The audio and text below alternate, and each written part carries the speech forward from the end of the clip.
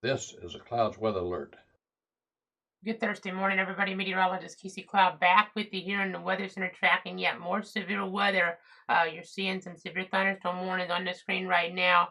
You can see those polygons there, the yellow boxes, as we're starting to get a little bit more coverage of this activity. We've had a few rogue warnings here and there, but no tornado warnings still for today so far in our covered area. There was one in Alabama we were watching. We were getting ready to come on if that got extended into our area, but instead extended there as a severe thunderstorm warning with a tornado possible tag instead. But you see that big yellow box, that's a tornado watch now until about 4 o'clock. So conditions become more favorable for severe weather in this very unusual pattern here. This pattern that you never ever see here in the month of June, continuing across the area. The magnitude of it shouldn't be quite as high today as what we were seeing yesterday, but still it's going to be pretty nasty out there across some of our different areas with still some rotational parameters around. We have the energy here that's starting to surge back in, and you have some of that shear here. So we're just going to have to pay attention. Those are your significant tornado parameter values. So again, a nasty situation. It's like a conveyor belt, really, where things just keep coming in here with this pattern, dipping on down in toward our region, something you just don't generally see here. I mean, it's pretty cool out there still with some of these temperature readings. Or excuse me, these are our dew point readings. I apologize. Let me put up the temperature readings. But you can see what I'm talking about. They're around like Albany and even over there toward Douglas there. In the 70s, looking out there right now in toward parts of Coffee County where they have that one warning in play there. I mean, you don't generally expect temperatures are that cool where you have severe weather threats coming into play this time of year, but we have so many different things coming together still, and that is causing some more problems here. So still some power outages remain. I know from yesterday as we're looking toward Tallahassee, checking my power outage.us information that I have here at my fingertips. I see Leon County still over 7,000 customers in the dark there, so that kind of tells a story. Quite a few folks still without electricity this morning, and more storms are on the way here. So, again, I know we were kind of using discretion if we wanted to come on earlier on for some of these severe thunderstorm warnings. We haven't seen a lot from them so far, but they're starting to be able to have more favorable parameters now to be able to mature and become a little more nasty here. So, that's what we're on the air right now. I know, believe it or not, we're going to have maybe a severe outbreak toward Oklahoma. Excuse me, Oklahoma here later on tonight. So that'll be something we're kind of keeping our eyes on for sure. Hopefully, it's not about as much of a tornado risk there in terms of strong tornadoes, but we'll wait and see. Let's go ahead and see all our different warnings here in play. I'm going to go ahead and go on over right now to one of our different boxes here. Let me go ahead and show you our severe thunderstorm warning in play right now. 4 parts of, it looks like, Clay and Early counties in southwestern Georgia. Again, to reiterate, not Clay County in Florida, but Clay County in Georgia under this threat here with this storm. We're talking about Fort Gaines, Blakely, Belleville, Bluffton, some of the different communities around there till about 10:45. So the thunderstorm located 8 miles south of Fort Gaines. Seeing some pretty strong winds. Maybe not as strong as what we were seeing yesterday with this one, but we're just going to keep watching things here and then looking back at our overview here again. You saw the other blue area on the screen. That's because not just the one area toward the west where they did go ahead and issue a watch, but there's a small chance we could, 40% chance, that they could issue another watch toward parts of northeast, north central Florida and or southeastern Georgia. So we'll just have to continue to watch things here in the Weather Center, continue to monitor things. I know it's been a very long period going back since Monday morning, and we still have severe weather concerns across portions of our area. These other two warnings in play. I'm going to go to the Moody Air Force Base radar for a look at these. So let me go ahead and see some more wind velocity because these are some pretty nasty values coming on in from the north and west toward the south and east here at this point in time. So you're able to see what I'm talking about here. Some of these greens, brighter greens, indicative winds about 60, maybe a little over 60 miles an hour showing up now. Some in more rural areas for the time being, but as I kind of track some of this stuff out here, just going to go ahead and make sure we're aligned with our storm motion. tracking us off to the south and the east. You see areas like Pearson over next little bit with some of the stronger wind. Douglas there as well. I mean, we have just gotten inundated here with reports from Storm Prediction Center there in their source based there, based on what we had from the Tallahassee and Jacksonville offices with all the damage yesterday. So I know they had warnings around Douglas there, and there was, I would say, damage there, just damage in so many spots. I haven't had a chance to go through all of them here. The Weather Service is going to have to postpone surveys to see where tornadoes may have hit yesterday because the storms are just too active today.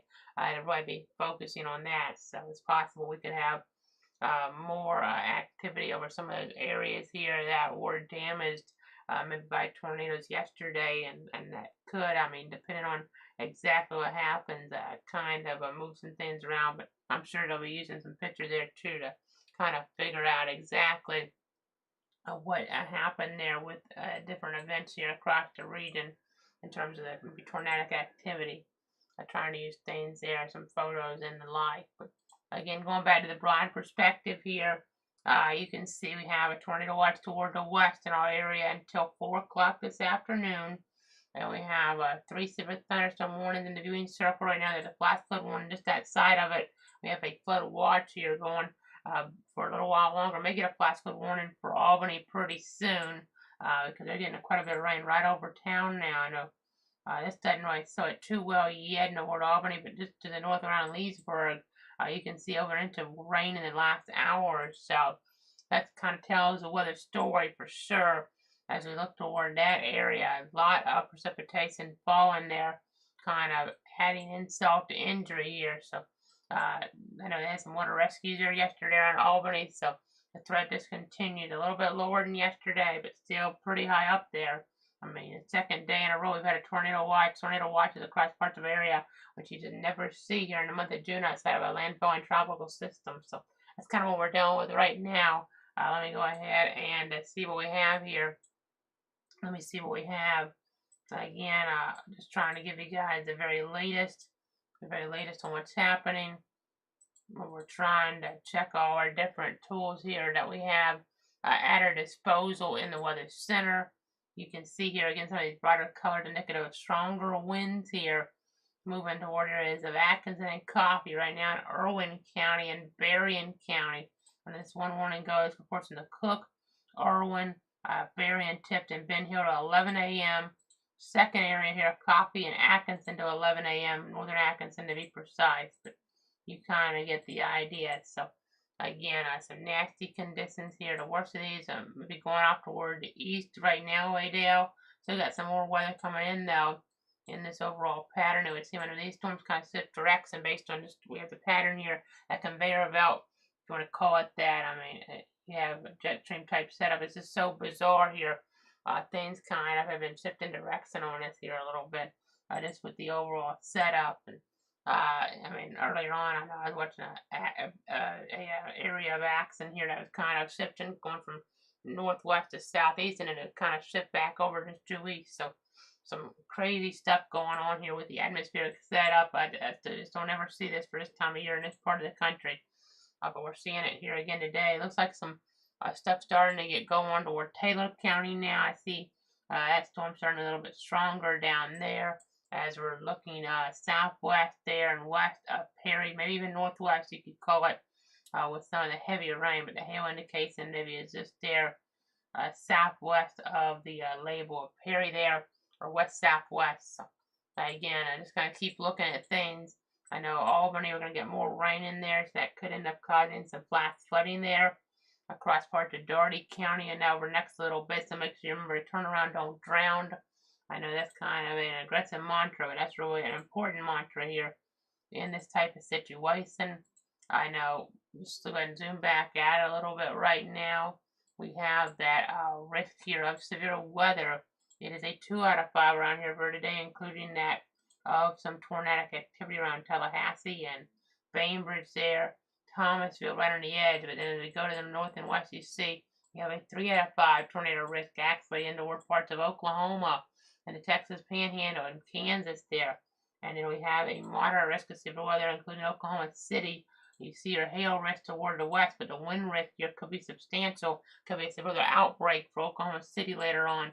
So that's something to keep in mind. But still, some very vigorous weather around here. There's a severe weather outbreak type of scenario yesterday that we experienced around our region for sure. I mean, even the day before, you can almost call it that. But especially yesterday, severe weather outbreak, a tornado outbreak, maybe even maybe a better word and a better phrase for it. So again, just continuing to watch things, continuing to give you guys the latest updates here in the Weather Center.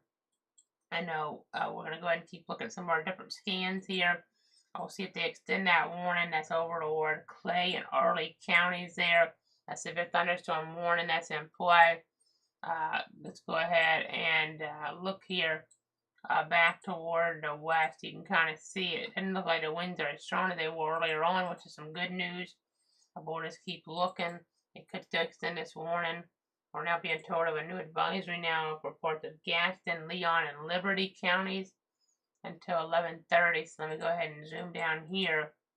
We're going to go ahead and zoom down here. And I have an advisory here toward the east and southeast of Tallahassee. Wind gusts in excess of 40 miles an hour and Peachside hail.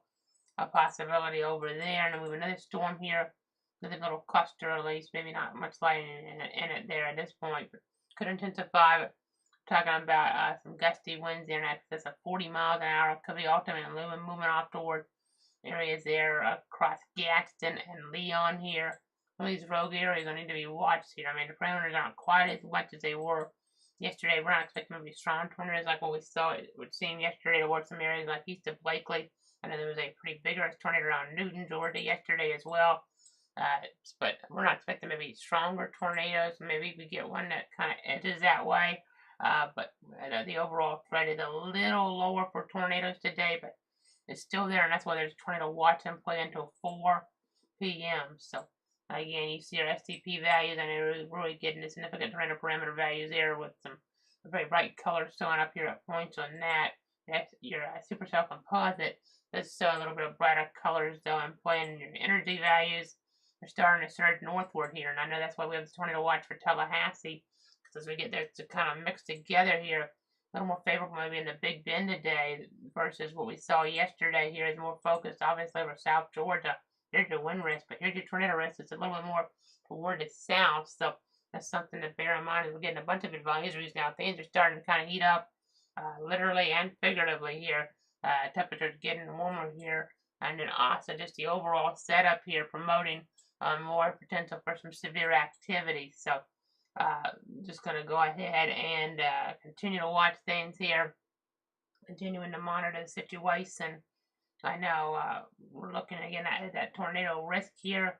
These little storms by themselves, and we'll monitor them. I know we're being told now we're getting an update in that they're dropping Ben Hill, Cook, and Tipped out of the warning here to the east, but they're keeping Berrien and Irwin. So that's going to go until still 11 a.m. 60-mile-an-hour winds. He had about 3/4 of an inch in diameter. No tornado possible. Tag over here over toward Douglas or Atkinson County, but I know out toward the west, a different story. We had one there, but that could get dropped, that warning, pretty soon. We'll see. It'll have to be either extended or dropped as we're looking ahead in the timeline. But let's go ahead and go on over here right now. Go ahead and continue to watch things in the Weather Center here. Just go ahead and give you guys an idea of where we're at, though. So we're talking about Atkinson and Coffee. Those are there in the Ward Jacksonville's Weather Service jurisdiction area. Then we have areas like Berrien and Irwin. Those are covered by Tallahassee's office. Same area, the segment of the line, but two different Weather Service offices issuing two different warnings. So just so you guys know about that. But again, the latest updates here at 10:43. It's a thunderstorm.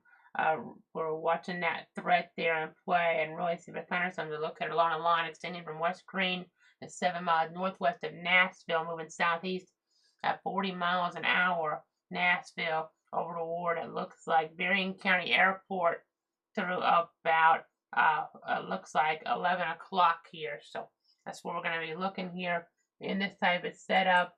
Just trying to give you guys the very latest here. Trying to make sure you guys have the details that you guys need here to protect you, your friends, and your family. So again, just trying to let you guys know all our different storylines here today. Again, looking there toward some of our different spots, getting into north, south, central, and southeast Georgia at this point. So just effort and all the latest information we can. As we mentioned, we still have quite a few power outages lingering around from yesterday here, so we don't love that obviously. I know looking at even Gadsden County, a few thousand customers in the dark at last check there, just under that actually, but still in Georgia over 20,000 customers in the dark. Most of that would still be from yesterday, I would believe, based on where these are at. Over 4,000 in the dark in Decatur County, almost 1,000 in Thomas, over 2,000 in Grady, over 2,000 in Mitchell, over 1,000 in Baker County, Georgia. I mean, we talk about Early County, a good amount, and Miller County, a good amount out there too. So that's why it's important to charge of your devices today, and hopefully you did yesterday. If you're still without power and you never watch me, at least some.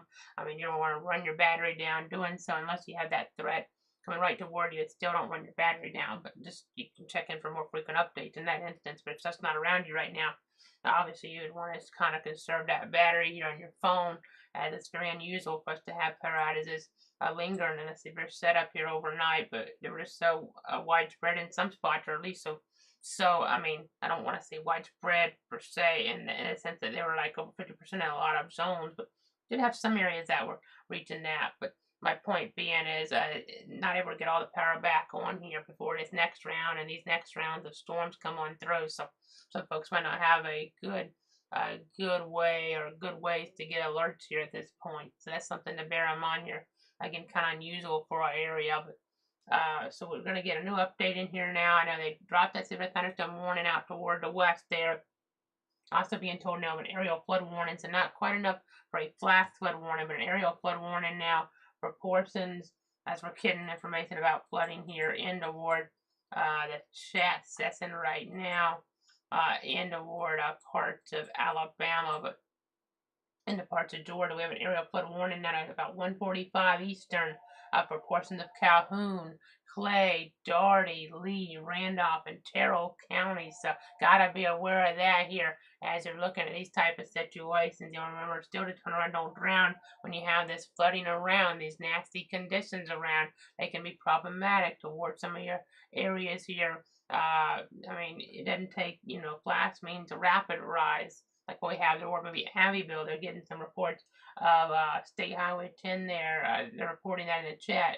State Highway 10 west in the city limits of Abbeville flooded.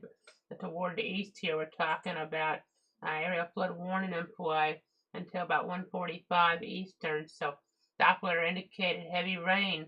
And I mean, that does include parts of Henry County too, but that's not in our area. Just talking about some different things here. I know between 1 and 2 inches of rain have fallen in the last hour, and this amounts of 2 to 3 possible toward Fort Gaines, Morgan, Cuthbert there, Dawson, Leesburg, Albany, Edison, Selman, Walker, Sasser, Belleville, Bluffton, over toward Martin's Crossroads, Fountain Bridge. You kind of get the idea. So, again, this is going to continue to watch things here in the Weather Center in that regard.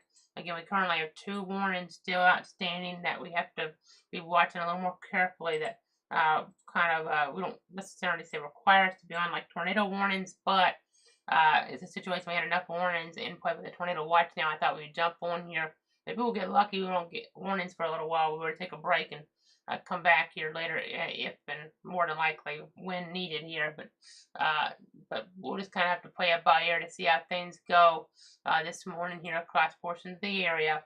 Again, you see around Douglas there. Looks like some of these winds are a little weaker, but there's still some wind here toward Willacoochee there.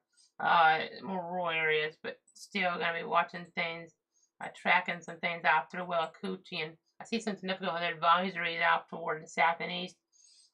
We're talking about one in particular here that goes until about 11:30 for wind gusts up to 50. That might encompass both areas here at this point. So we're just going to continue to watch things that might get us in a spot where we don't have warnings here for maybe a short period of time in terms of those flash flood and or severe thunderstorm warnings. But we have stuff in Florida we got to watch as well. You just never know here in this type of setup. Things could evolve very quickly. Still want us here. Got to remain weather aware. Again, in Florida today, unlike yesterday, we had these tornado parameters coming together enough over Tallahassee where unless maybe we get stuff to develop too widespread, it kind of cuts everything off. Yesterday it didn't matter, but with all this instability around, these tornado parameters coming together, these are unusual to have happen here as we're looking toward this area still. I mean, again, these tornado parameters aren't like what they were yesterday, but these are still enough, obviously, for a tornado watch to be issued as was done there by the Storm Prediction Center. But I mean, we can have tornadoes out of this. I mean, this is something you don't see very often. I mean, even in other parts and other times of the year, I mean, you don't have these overlapping parameters, that high of instability and enough shear to cause some problems around. I mean, so to have this in June here, I have a threat here like this, still pretty remarkable.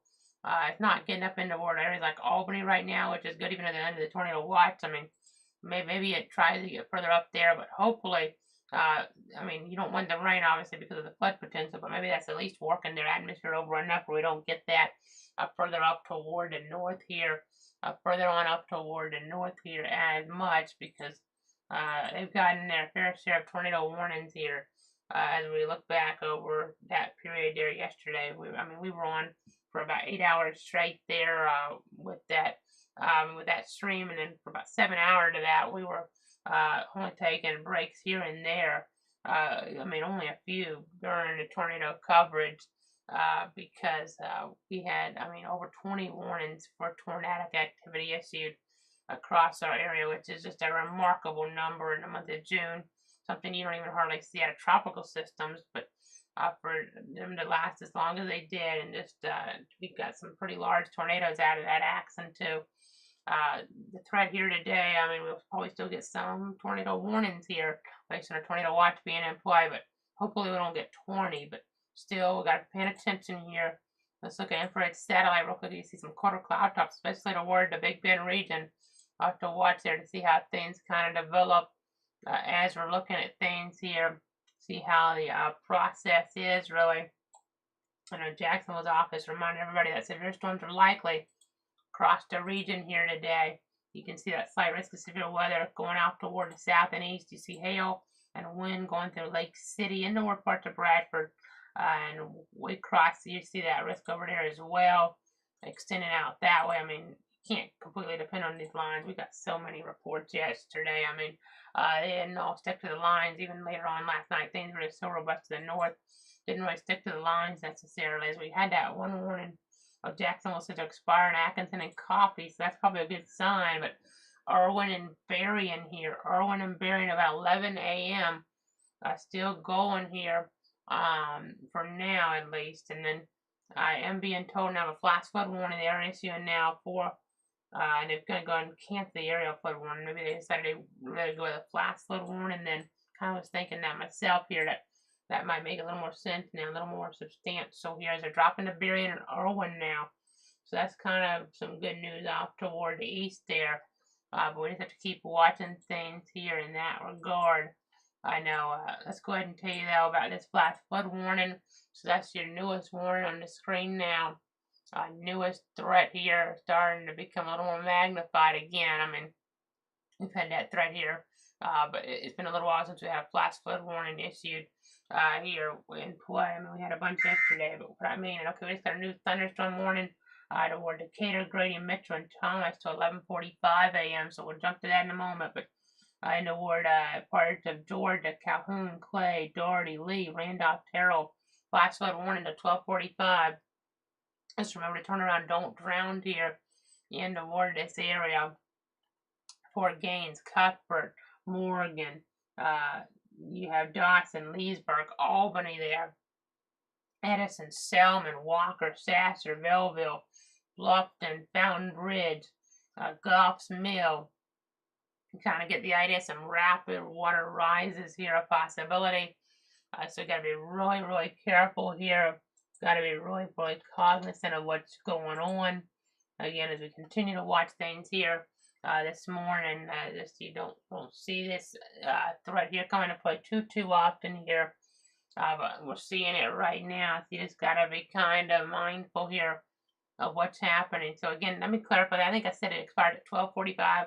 I know they kind of have this extended toward Alabama. It expired at 1:45 Eastern, 12:45 Central. They have it kind of backwards from what I'm normally used to reading here, but it expired at 1:45 Eastern, 12:45 Central there. So just to clear up by that, just to kind of clean that up a little bit. But let's get down to the south now. This is a severe thunderstorm warning with a tornado possible tag. So let's go ahead and jump down here. You can see parts of Decatur, Grady, Mitchell, and Thomas. Severe thunderstorm located near Bainbridge, moving northeast at about 40 miles an hour. So Cairo, Pelham, Bainbridge, Ocklackney, Wiggum, Climax, Acreage, Grady County Airport, Harold Still, People Still, Spence, and Quality under this. And have to watch for a quick spin of tornado in here. Not out of the question as we're looking there into Wardo's area this morning. Does include areas around Cairo and Bainbridge. I don't see a lot right now on our analyst computer, but there is a little bit of wind enhancement there as we're looking at some of the latest scans come on in. Let's go ahead and pop up our other source then. Let's go ahead and switch on over toward our other source. We're going to see that we have a little bit of greens and reds trying to come together, but nothing like what we're seeing yesterday so far. But things can change pretty quickly here. Perimeters are there to some degree, so you got to be mindful here of what's going on. I know they're spreading up there, so got to be kind of paying attention here for sure as the situation does evolve on us here. I know looking at some different things. It's just, I mean, yesterday we just had a slew, and I don't even know the right word here at this point, but just an overwhelming number of storm reports here. Wind damage across the region. Even tornadic activity was prominent in southwest, south central Georgia yesterday. And today, we saw that the threats and flare logo still red. Today it's a 2 out of 5 risk versus a 4 out of 5, but that's still very unusual to have that for a tornado threat for this time of year in our area outside of a land-going tropical system. So, turning it down a notch maybe, but it's still something you can't lay your guard down on here in this type of setup. So again, there's the latest look at things in this vantage point. Just continuing to watch things here in the Weather Center. Trying to give you the latest to protect you, your friends, and your family. I know, still getting different updates in here. You see some storms off toward the west, and just continuing to look at things here in the grand scheme of things. We're going to go ahead and continue to get updates here in. Continue to give you guys the very latest. Just trying to make sure you guys know exactly what's going on here on these type of circumstances, because it's very important to kind of know here what's happening. And get an understanding of it. Try to bring that closer in toward home there for you, really. Just kind of looking at things here, kind of monitoring things. I want to look at some of our model guidance again. That's what I'm doing off camera here right now. If you're wondering what I'm doing here, I'm looking at some of our other sources. So, we're looking at storms here. Maybe another line forms here, and at 4 o'clock tries to push on down, and then we have more storms here that linger, and maybe more rounds later tonight. And I'm looking further down the line here, and maybe we catch a break here in the night, or maybe we don't really, and then maybe we get an event that kind of cleared us for a while. We'll see. Again, the models have not been the greatest. We might catch a little bit longer break than what some of the models are showing. We caught a little bit of a break here later on. Not a long one, but enough where I didn't really feel like the threat was enough for us to be on with it. We posted about the warnings on Facebook and Twitter, a few of them. Is what we had really. We didn't have like a slew of them here later on, but no tornado warnings. I haven't had any tornado warnings since that one actually around Jacksonville last night there. Had some nasty weather in parts of Duval County and Nassau as well. We had quite a few power outages there around Nassau County that were really showing up there on the First Coast there in that First Coast region. So again, just continuing to keep you guys up to date. We're going to go ahead and just continue to watch things here. Trying to see what we have on our Doppler radar viewpoints here. I'm going to go up a little bit on that storm. I'm looking at it. Okay, I see why they issued that tornado possible tag kind of southeast of Bainbridge a little bit better when I go up in our tilt, because we're in a weird angle to the radar in Tallahassee. So if I go up here, sometimes we have a little bit of beam blockage or something like that. You can see how we have some rotation actually they're sewing up as we go further on up, and some are different tilts. Some greens and reds are coming together, so that can happen sometimes. That's moving off toward a Wickham there. Over the next little bit, that thread over there, moving toward parts of Grady County and eventually into parts of northern Thomas County. That's where it seems like the biggest potential would be. So just gonna keep looking at things here. I know as I kind of scrub up, you can see that rotation there and the rotation tracker, our rotation tool there. Again, just continuing to give you guys the latest updates. We have that one Pacific Thunderstorm warning to 11:45 this morning. We have that flash flood warning in play until about 1:45 Eastern time. Again, that's 12:45 Central. It's kind of listed the Central time first there. Normally it would be the opposite, I think, but nonetheless, doesn't really matter in this case for us. Just kind of know that there's a flash flooding threat continuing for a while longer there towards some of the different communities. So gotta be aware of that. Gotta be cognizant there. I just gotta be kind of stay in tune here for the latest as we go ahead and say, yeah, no, they still have this again more storms toward the north and west. We'll see how they kind of come together on us. Our supercell composites up there. Our tornado parameter is not as high, but it's still there, and your instability really starting to stream on in here. As we go back 4 hours, and it was really mainly in the Gulf, but now we have the tornado watch. We have some warnings here that are more prominent. We have more instability surging in that surface-based cape, those surface-based cape values here. So again, that's kind of the storyline right now. Let me see what we might have in terms of any new looks at this storm.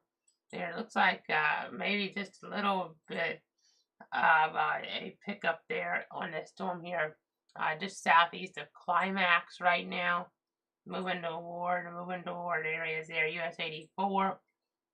Really, I mean, that's talking about the wind, as you can see on the other mode, but really the rain there, I mean, it's already encompassing that even further off toward the east, even a little bit more south. So, gotta keep that in mind here.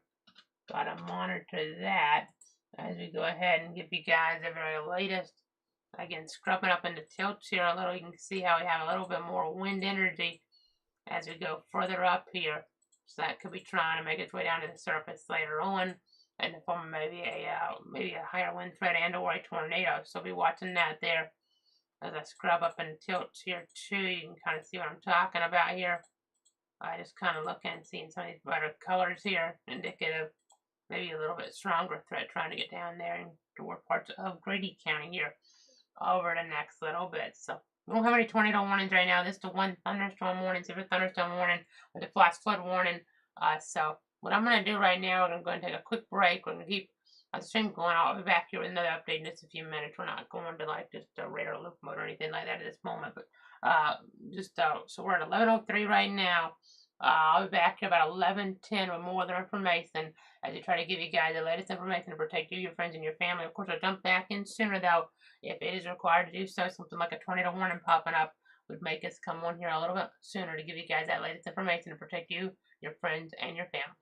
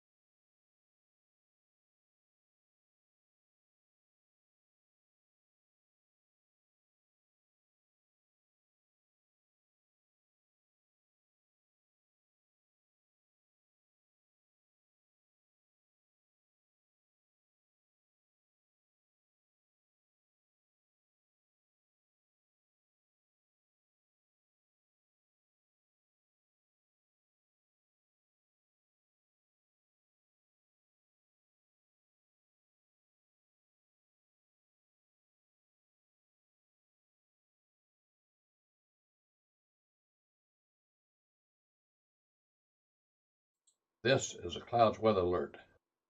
Meteorologist Casey Cloud back here in the Weather Center about 11:10 on this Thursday morning. Still tracking a severe thunderstorm warning here in play until about 11:45 for parts of Decatur, Grady, Metro, and Thomas counties. That flash flood warning there for areas as we look further on up toward the north.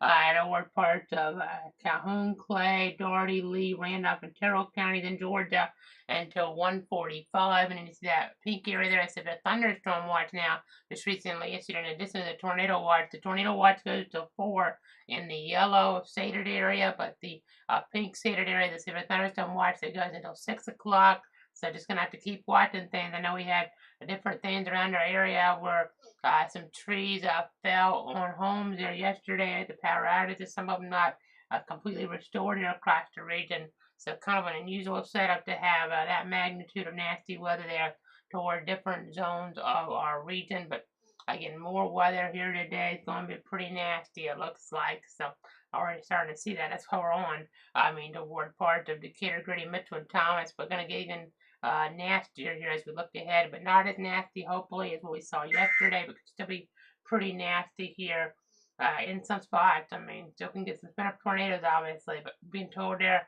tornado possible to continue that severe thunderstorm warning to about 11:45 for areas of Grady, Mitchell, and Thomas counties. They did just drop Decatur County out of that, and that storm action kind of moving further on off there. You'll kind of see that here under the source.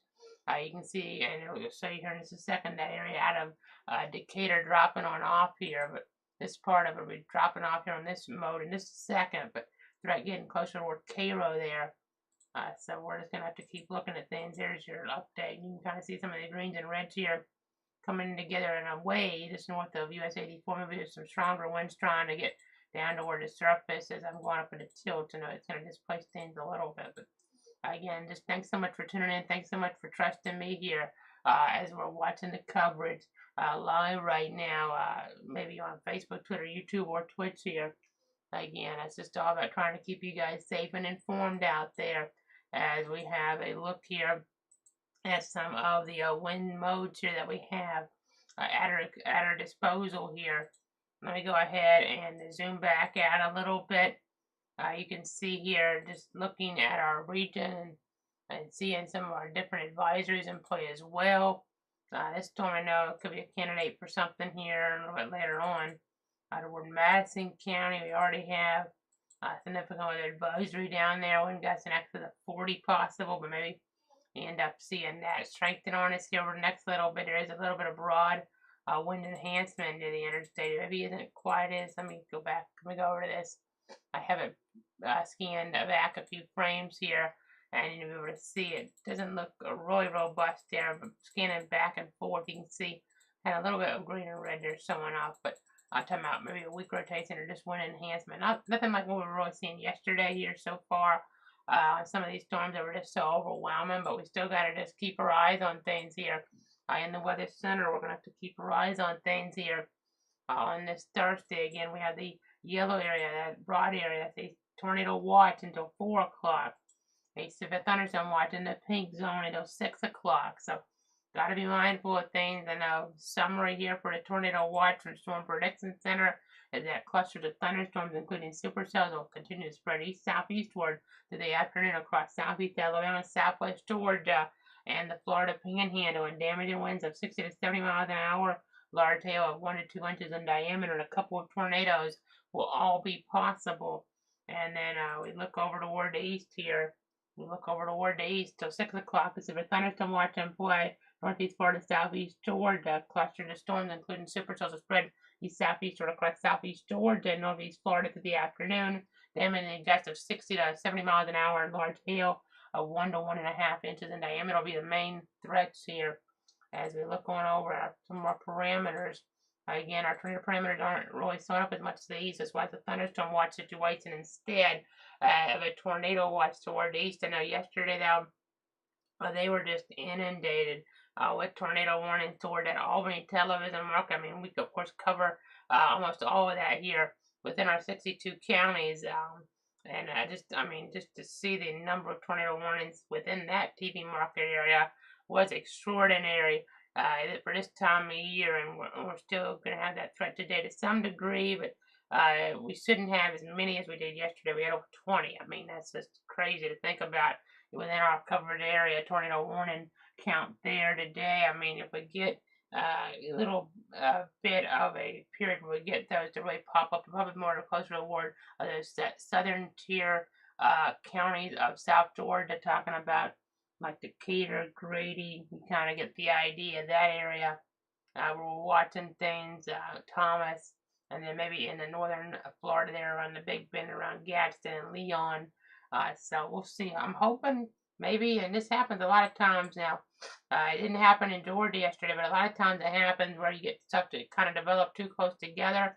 Up there, it didn't really necessarily happen like that. We had enough of the storm structure to come together with the parameters to really have problems. Now today, looking down here toward the south, I mean, I'm looking at a situation that kind of is interesting because it seems like this happens sometimes more toward the south. Maybe just because we're closer to the Gulf of Mexico and the like, you don't get the strong tornado threats to emerge generally down here as much, and that could be kind of why we're getting, that radar presentation even like it is right now. Things don't look as organized down here as they're kind of being maybe influenced here by just stuff not able to kind of build up as much as they would in some inland areas and certain setups. But just kind of a little speculation there, but it's kind of interesting thinking about it here, the overall meteorological nature here of things.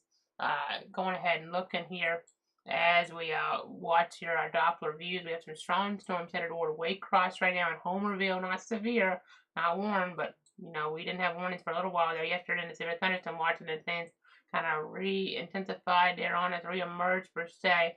And we got some warnings, even a tornado warning around Jacksonville there. As we were looking last night, we had a bunch of wind issues toward Gilchrist County. Some areas we don't see maybe with the reports as much, even getting some of those in there last night. So definitely interesting to keep in mind there. Definitely interesting to keep in mind as we go back toward the north and west here. You can see we have some storms out to the west there of Troy in Alabama. We have another cluster toward Meridian there.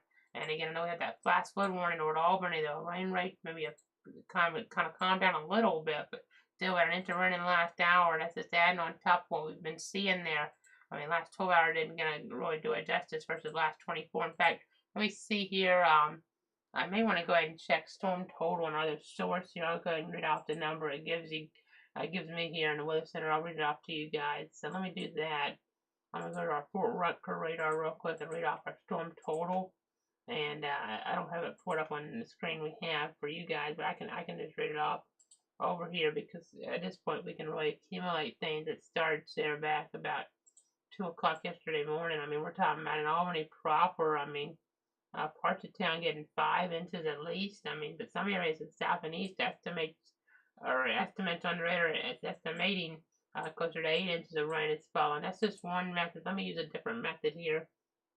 And that's our classic storm total view. Let me go to our digital here. We have some different tools here. I believe we can try to do our derived at least. And yeah, our derived is showing closer to 6 inches there around Albany. Some areas of the north and west closer to 8 inches, and the south and east closer to 7 inches, maybe even 8 inches there. So just going back since yesterday, I mean, they've seen half a foot of rain around Albany, give or take, and I'm getting kind of precise to some of those details, but just trying to look at that on the fly there because I haven't really pulled that up too much. But get a half foot of rain, something you don't always see here within about a day or so toward an area there like Albany. I mean, you have some areas that can flood. We've got flooding problems. I know yesterday we had water rescues taking place there. And not what you want to hear about, obviously. And we could have more of those today here. Just got to turn around, don't drown. If you see a road covered in water, those roads covered in water. And then we didn't really have enough time to focus on specific things here because we were so busy with all the tornado warnings. I mean, just everywhere popping up, one after another. Those took priority, of course. Things still significant today, but not as crazy, and just that's just just something we have to be really on top of with the tornado warnings. But didn't have enough time to really just go really deep into the flash flooding conversation. We did mention it a pretty good bit, but just gotta be something that's top of mind. It's really important to turn around, don't drown. I mean, we were in a situation yesterday If you weren't watching, I mean, we had a situation where we had hail to 4 inches in Marine Corps Logistics Base there, or maybe 3.5 there, 3.75 there. That's what it was. But 4 down toward Dolan, softball size hail. Then we had a tornado threat at the same time, a wind threat. I mean, that's in addition to the hail threat, and you had the flash flooding threat. I mean, it's crazy. All those coming together, so you don't even know where really the safe spot is. In some instances, if your home maybe starts to get, some water in it, but hopefully most folks that you were able to kind of just stay in a tornado safe spot there to the direction of that, because it didn't quite get in there to that degree. But it's just kind of crazy to think about here in this type of setup with all that moisture piling on in. Let's get back on over to our other view right now. I know we're just continuing to give you guys the latest. Continue to give you guys the latest to protect you, your friends, and your family. Trying to show you guys everything that we have here, all the different views that we have at our disposal here. So again, let's just kind of look here at our Dopplers and trying to evaluate things. Don't have to care. They don't look all that impressive, but I know it's sometimes about going a little bit further up. Sometimes you see a little bit more wind enhancement. I honestly don't see as much as I did earlier on, but I'm seeing a little bit still. Not as much as I was earlier on. It's a positive trend, though. Positive trend there toward that area. I'm going to keep watching things, going to keep tracking things. Let me go ahead and go up a little bit. You can kind of see. I was just doing this behind the scenes, but yeah, we're not seeing these colors as bright here until I get even higher up, it seems, and it didn't look really what I find then, so that's helpful. Maybe that this is showing signs of a little bit of weakening. See some lightning, but it's not just in every single spot within this either. So this stuff you're entering in now could be something to watch. Could be something to watch entering in from Alabama into Georgia over the next little bit. We're going to be watching the movement of it here as the timeline does get further along here. Definitely going to be really wanting to monitor things here. You see some maybe weak rotation even in eastern Alabama, so something to kind of monitor here in the weather center. Some action here could start to pick up on us a little bit as we move later on in toward the timeline, and then we'll just have to kind of see exactly what comes together out of stuff like this. I mean, I know you have to kind of set your storm motion sometimes, but it definitely looks like something trying to come together a little bit. Could be an issue for Early County here as we look a little bit later on in toward the timeline. So I know we haven't really shown you the modeling too much here on the air.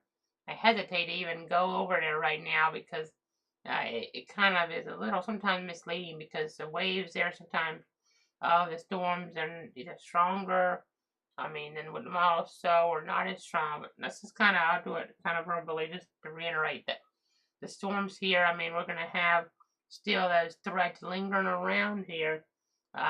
You go further off in the timeline. Let me do this, and let me go ahead and go. I want to go out toward our longer range model in here at this point. Let me do that behind the scenes. Let me go back to our HRRR here. You can hear our systems kind of getting that up for me here.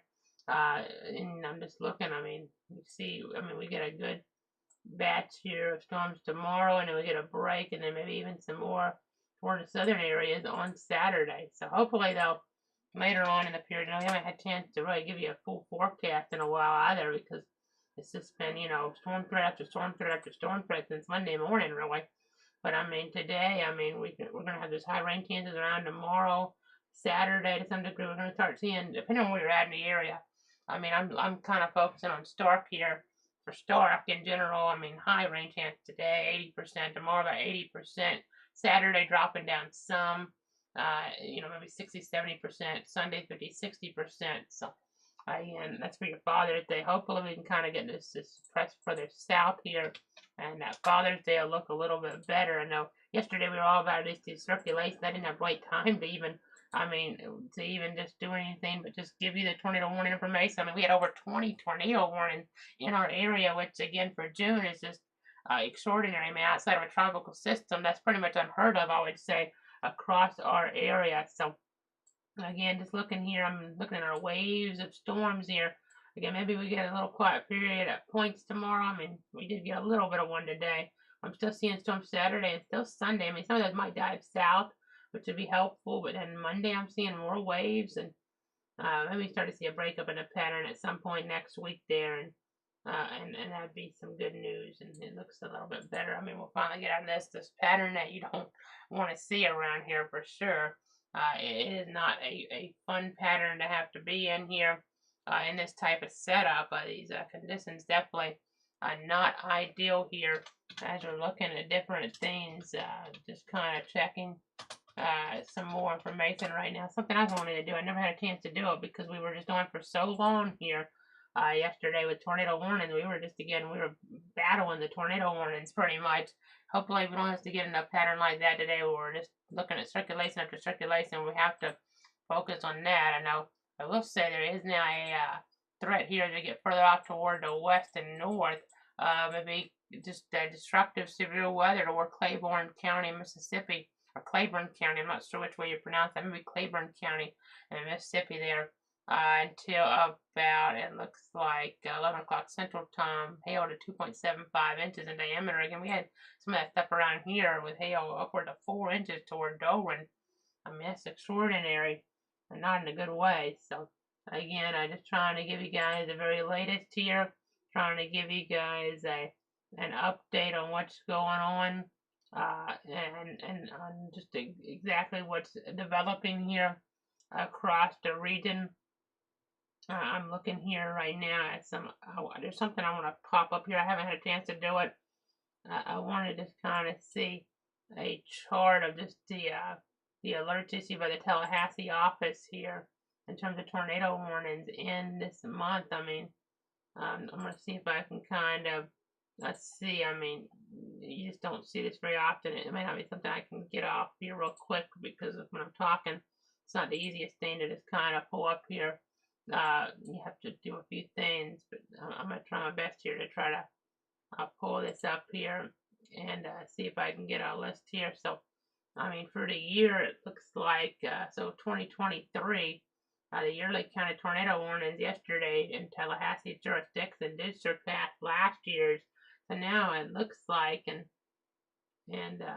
I'm not 100% sure on this, but looks like we're really up there in the tornado count now for the year. I mean, we're starting to get in that El Nino pattern, so that could be kind of storyline there.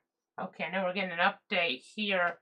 A couple updates. First off, I'll try to go back a month here in a moment on that, but let's break away from this real quick. You see another destructive severe thunderstorm warning being issued. This one's for, looks like areas there a little bit further to the south and that region for baseball size hail. 60-mile-an-hour gusts wouldn't trigger a destructive. When you have a destructive severe warning, we had a few around yesterday. I know around Bainbridge storms when they were approaching it there. I know we had the word Donaldsonville.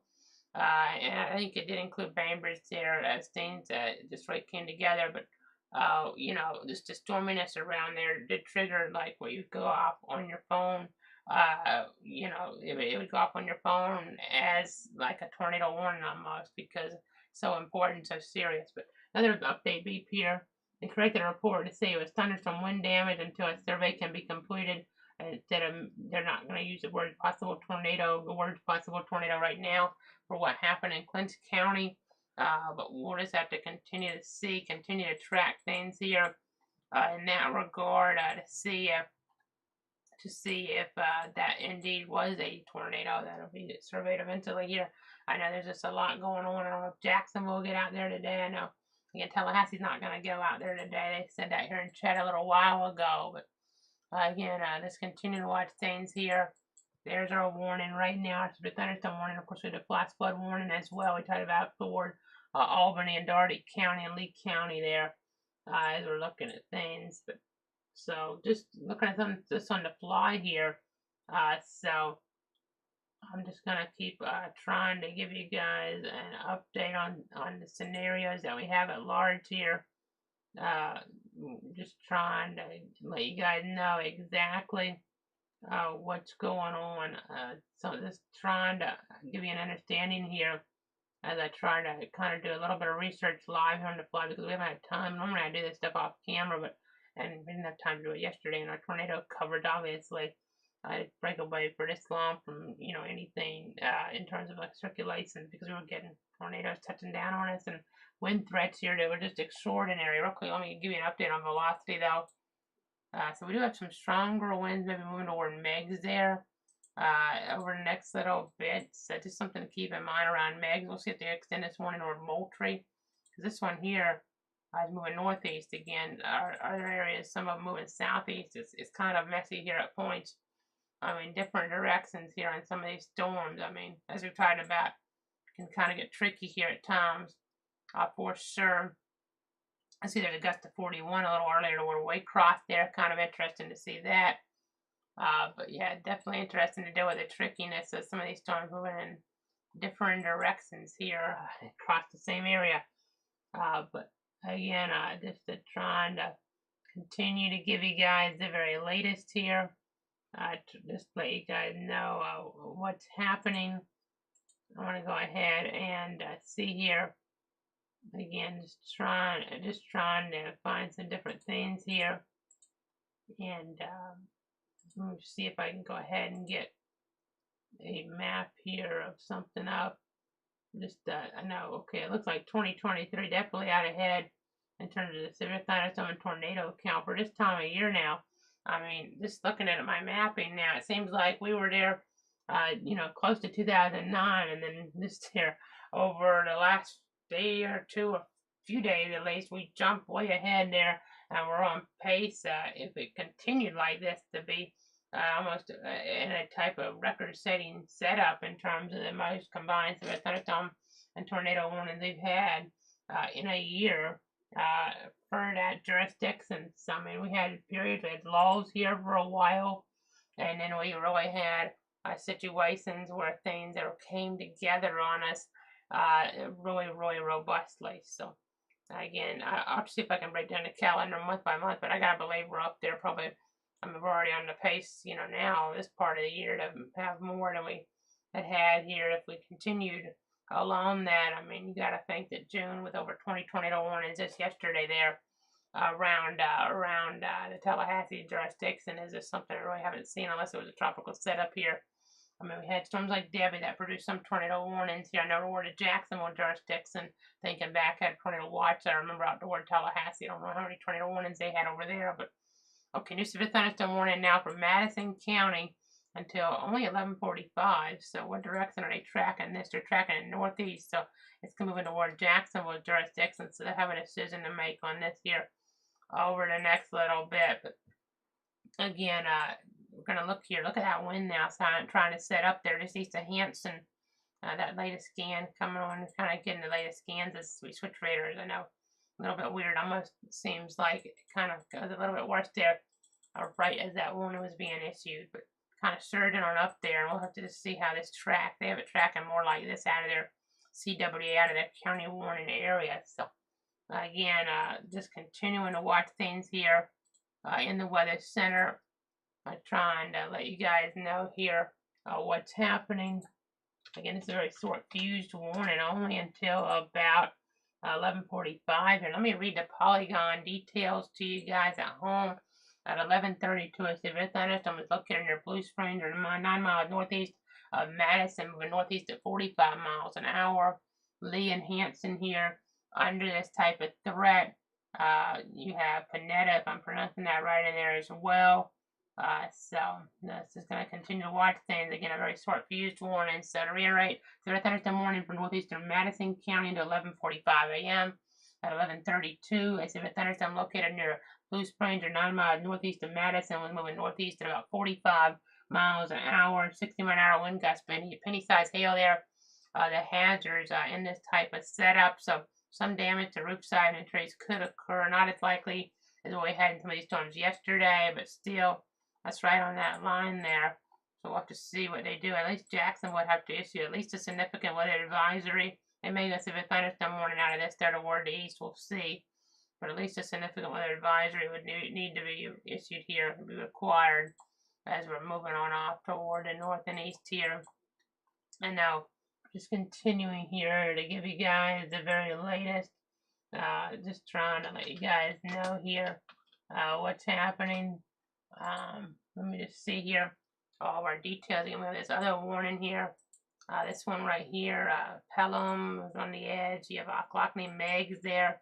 It didn't show up quite as definitively on this view here, but we'll just continue to watch it. See, this is one with a significant weather advisory on my system here. Reports of Hamilton, and that goes through about 12:30. So something to kind of keep in mind as we're looking further on off toward the north and the east there. We're just going to keep tracking things, keep monitoring them here for you guys in the Weather Center as the timeline does get further and further along. Again, so we have the 2 severe thunderstorm warnings right now. I'm switching to the Tallahassee radar. You can see some brighter wind modes here, showing stronger winds there south of Pelham. Let's make sure we have it in the right storm motion. Yeah, there we go. Okay.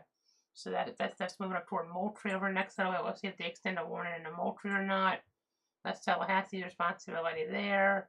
Thomasville south there, gust in excess of 40. This stuff's moving east at about 45. So again, it's kind of tricky with some of these tracks sometimes because some of these have different movements than others. This here moving looks like east, but maybe a little southerly component. As we're looking there around Blakely, it looks like be some maybe rotation here. I'll have to check the other radar. Yeah, that flash flood warning in Leesburg, Albany through about 1, looks like 1:45 Eastern time there. And then I'm going to go back toward this area. I know we haven't really had many, if any, wind reports toward the east here today. Unlike yesterday where we were getting just a slew of them. Some of them be delayed, but I see them in Alabama. Maybe some of the winds haven't been producing yet as much to the east, but the energy values are surging up, so it has to have a better chance to reach the surface. I know this storm here, let's look at it. Okay, I don't see much at all when we got a full record. That's the thing about, you want to get it closer to radar, because one mode, it looks way more intense than this one. I'll go up in the tilt to make sure we're not getting any blockage. We may have a little bit of some stuff right near the state line there, but we'll keep our eyes on the north of Lake. I know you guys were hit hard by the hailstorm there yesterday and the tornado to the east. So we'll keep watching that. I see a new significant weather advisory now for areas of Brooks, Colquitt, Mitchell, Thomas, and Worth at about 12:15. So that's what they're going with from Moultrie, it would seem right now. So gusts there in excess of 40 miles an hour. Your biggest threat in that area. So gonna keep on looking at things here. I know just continuing to watch. I know yesterday, though, and today we're gonna have some, bad weather here. We're already seeing some bad weather, but yesterday, out of all the days we've covered here around here, I mean, at least until you go back to 2017, which obviously we had that terrible period where everything was just coming together even more so and hitting the populated areas. But yesterday, some of the stuff with the tornadoes hit the more unpopulated areas, but with the storm damage, it was probably one of the more volatile days we've had around here outside of tropical systems and hurricanes, obviously, since 2017. I mean, for the Albany areas there, I mean, to get that many warnings, tornado warnings to pop up, and then we had all the wind damage to the south and the east, and I mean, you don't generally get that many wind damage reports here, folks. You do not generally get that many wind damage reports around. It's just everything came together. All the ingredients for a mess of storms and serious storms came together with the instability and the shear values. Today they're coming together maybe to a little lesser degree, but still there. Tornado watch unusual for this time of year. But yesterday, just to see what we had there, that'll be a day where, I mean, there may be people literally in college or in high school even right now. I mean, it might be something they do a research paper on, or maybe even more than just that on for that day. So again, I mean, just looking back in history on that day or that odd setup there, June 14th, 2023, to get all those odd ingredients together down here to that level in the south. I mean, to get strong tornadoes touching down in southwest Georgia. Okay, so you can see looking like a new severe thunderstorm warning, but as this crazy pattern for June continues, new severe thunderstorm warning now. Again, we get severe thunderstorm warnings in June. It's just you shouldn't generally have this many, but the tornado warning, that was something else really. So again, this new severe thunderstorm warning, they're extending things now. They've gone ahead and extended things. Jacksonville has to 12:30, proportion to Hamilton and Eccles. At 11:39, severe thunderstorm located near Blue Springs or near Jennings was moving northeast at 35 miles an hour. So we have 60-mile-an-hour wind gusts and quarter-size hail. Jennings, Daytonville, and Blue Springs. We'll just continue to watch the hail threat even coming up on this one a little bit. I mean, that was something else we didn't really have time to dive into like we normally do. We just had to track the tornadoes, and we had some of the biggest hail we've ever had around here. I mean, we had 4-inch hail reported there toward Dover, Georgia. I mean, that's just remarkable. That might be about the biggest I've ever seen in our area, heard about in our area before. So, again, just remarkable as we're getting a couple damage reports in now. You see on Madison, power lines did fall around there. So, right after that happened, they issued the severe thunderstorm warning for areas toward the north and east. Power lines down across Highway 145 in Madison. A tree down in there in that community as well. I know yesterday, I mean, this time of year we're always focused on a damage report here and there to verify, but yesterday we just had damage reports everywhere popping up. Again, just extraordinary. Okay, so to Lanier County's way now, tree down, a power and a cable line, it looks like down there it looks like Ira Corbett, excuse me, okay, so here we go. So Ira Corbett Road there in Lanier County. So again, that's kind of the storyline there. That's kind of storyline there right now. Continuing to watch here.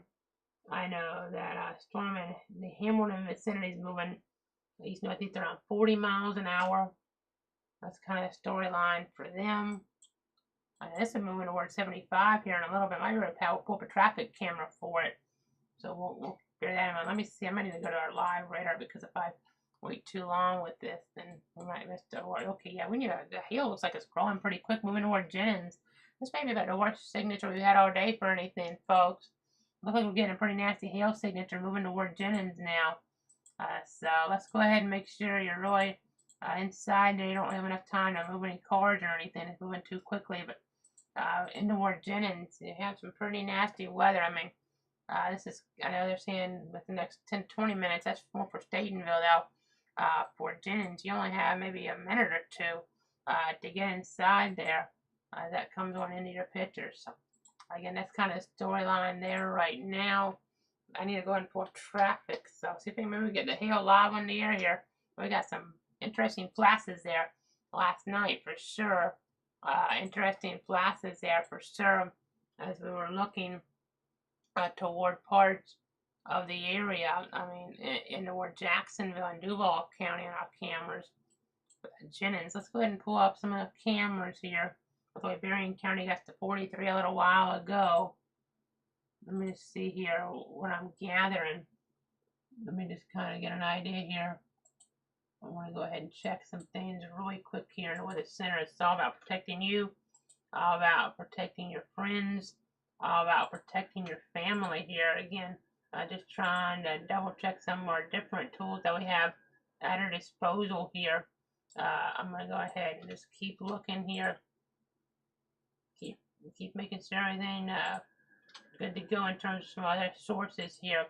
Just want to make sure everything that I'm streaming out for one, as this stuff is headed in that direction of Jennings here over the next few moments. Just want to make sure that our computers are running good here on our other source. Just bear with me if you hear me kind of going over there just to make sure everything looks pretty good. Just make sure everybody's able to watch us here on that stream that's available on so many different platforms. I mean, multiple streams, really, as we've talked about before. Facebook, Twitter, YouTube, and Twitch. YouTube at Cloud Weather, one of those sources. Again, hit that subscribe button. I thank you so much for subscribing here. If you have done so, I really appreciate your trust in me to keep you guys safe and informed in these type of situations. But let's go ahead and I'm pulling up some traffic cameras. The one-man band is. It looks like we're starting to see conditions deteriorate now around Jennings. So let's go ahead and go on over here. Let's go to traffic full then. I'll go to traffic full. So this will be your live Florida 501 look at things here. This kind of gives you guys a look. I can't tell if there's hail mixing with this or not on this vantage point, but looking kind of in that, direction there, that's westerly. I-75 mile marker 465.9. So again, trying to give you guys a vantage point on what's going on here. We'll see if there's any hail falling in here. I mean, it looks a little bit. I mean, you can make the argument maybe there's a little bit of something like that, but I can't really tell one or the other at this point. So again, let's go ahead and go away from this side. I'll see if I can have some more vantage points for you guys over the next few moments. Again, it seems like, I mean, they're kind of on the edge. I mean, that hail should pick up then in a few moments. I mean, they're getting the heavy rain, but that hail is right there. I mean, so that's going to go, let's say, just a little north of town. So I may need to make sure I pull up a camera. It's going to be a pretty small area, so if I don't get the exact right spot, we're not going to see it if it is actually even happening here. So let's go ahead and make sure we get the right spot here. So it's just going to be close to where we had that bend. So let's make sure we get a shot closer to that bend then. It seems like we're definitely seeing some nasty winds there now. Let's go ahead and pull this up. Traffic full. Yeah, shaking around pretty good out there now. These are some pretty nasty conditions. Looks more about the wind than even the hail at this moment. There may be some hail mixing in there though. Now again, this is going to be your Florida 501 side. Again, you can see the trees blowing a little bit, but it's almost hard to see them because all that rain maybe that just blew under the camera lens there. So again, nasty conditions there in parts of Hamilton County right now on this late Thursday morning, this June 15th, 2023. So we're just keep on watching things. I know, speaking of middle June, we're thinking about hurricane season and the like. And I mean, honestly, I mean, you can make the point that right now this pattern is one where we're getting nasty weather from other mechanisms. Oh, you just kind of see that? It's kind of shaking around pretty good. That might be some hail now. That's kind of beating there on that camera. Looks like we're getting some bouncing now, possibly. That bottom right look at that shot, you can kind of see what I'm talking about. So it looks like maybe a little bit of some bouncing there going on in this type of vantage point. So again, this is toward Hamilton County right now. We're on Interstate 75. Just kind of using the geography of things to try to isolate a look here at what's going on. But again, my point about hurricanes here, I mean, it doesn't take a hurricane to just have a lot of storm damage like we saw yesterday. It was like a situation that's tropical storm or, almost on borderline hurricane-like in some of our communities around the region with all that wind problem that we were dealing with there. I mean, and we're still going to have the threat lingering today to some degree, like we just saw in this camera. It seemed like it cleared up pretty quick there. Now, of course, there's going to be an issue, it looks like, with the camera feed possibly. So let's go ahead and jump away from it. But you can kind of see maybe lost power there. Not out of the question, honestly. Let me see if there's any others I want to pull up there in that area. I'm going to see if there's anything else I can go to. I think some of them might have just went offline even in that little area. Looks like a few of them might be off now up there.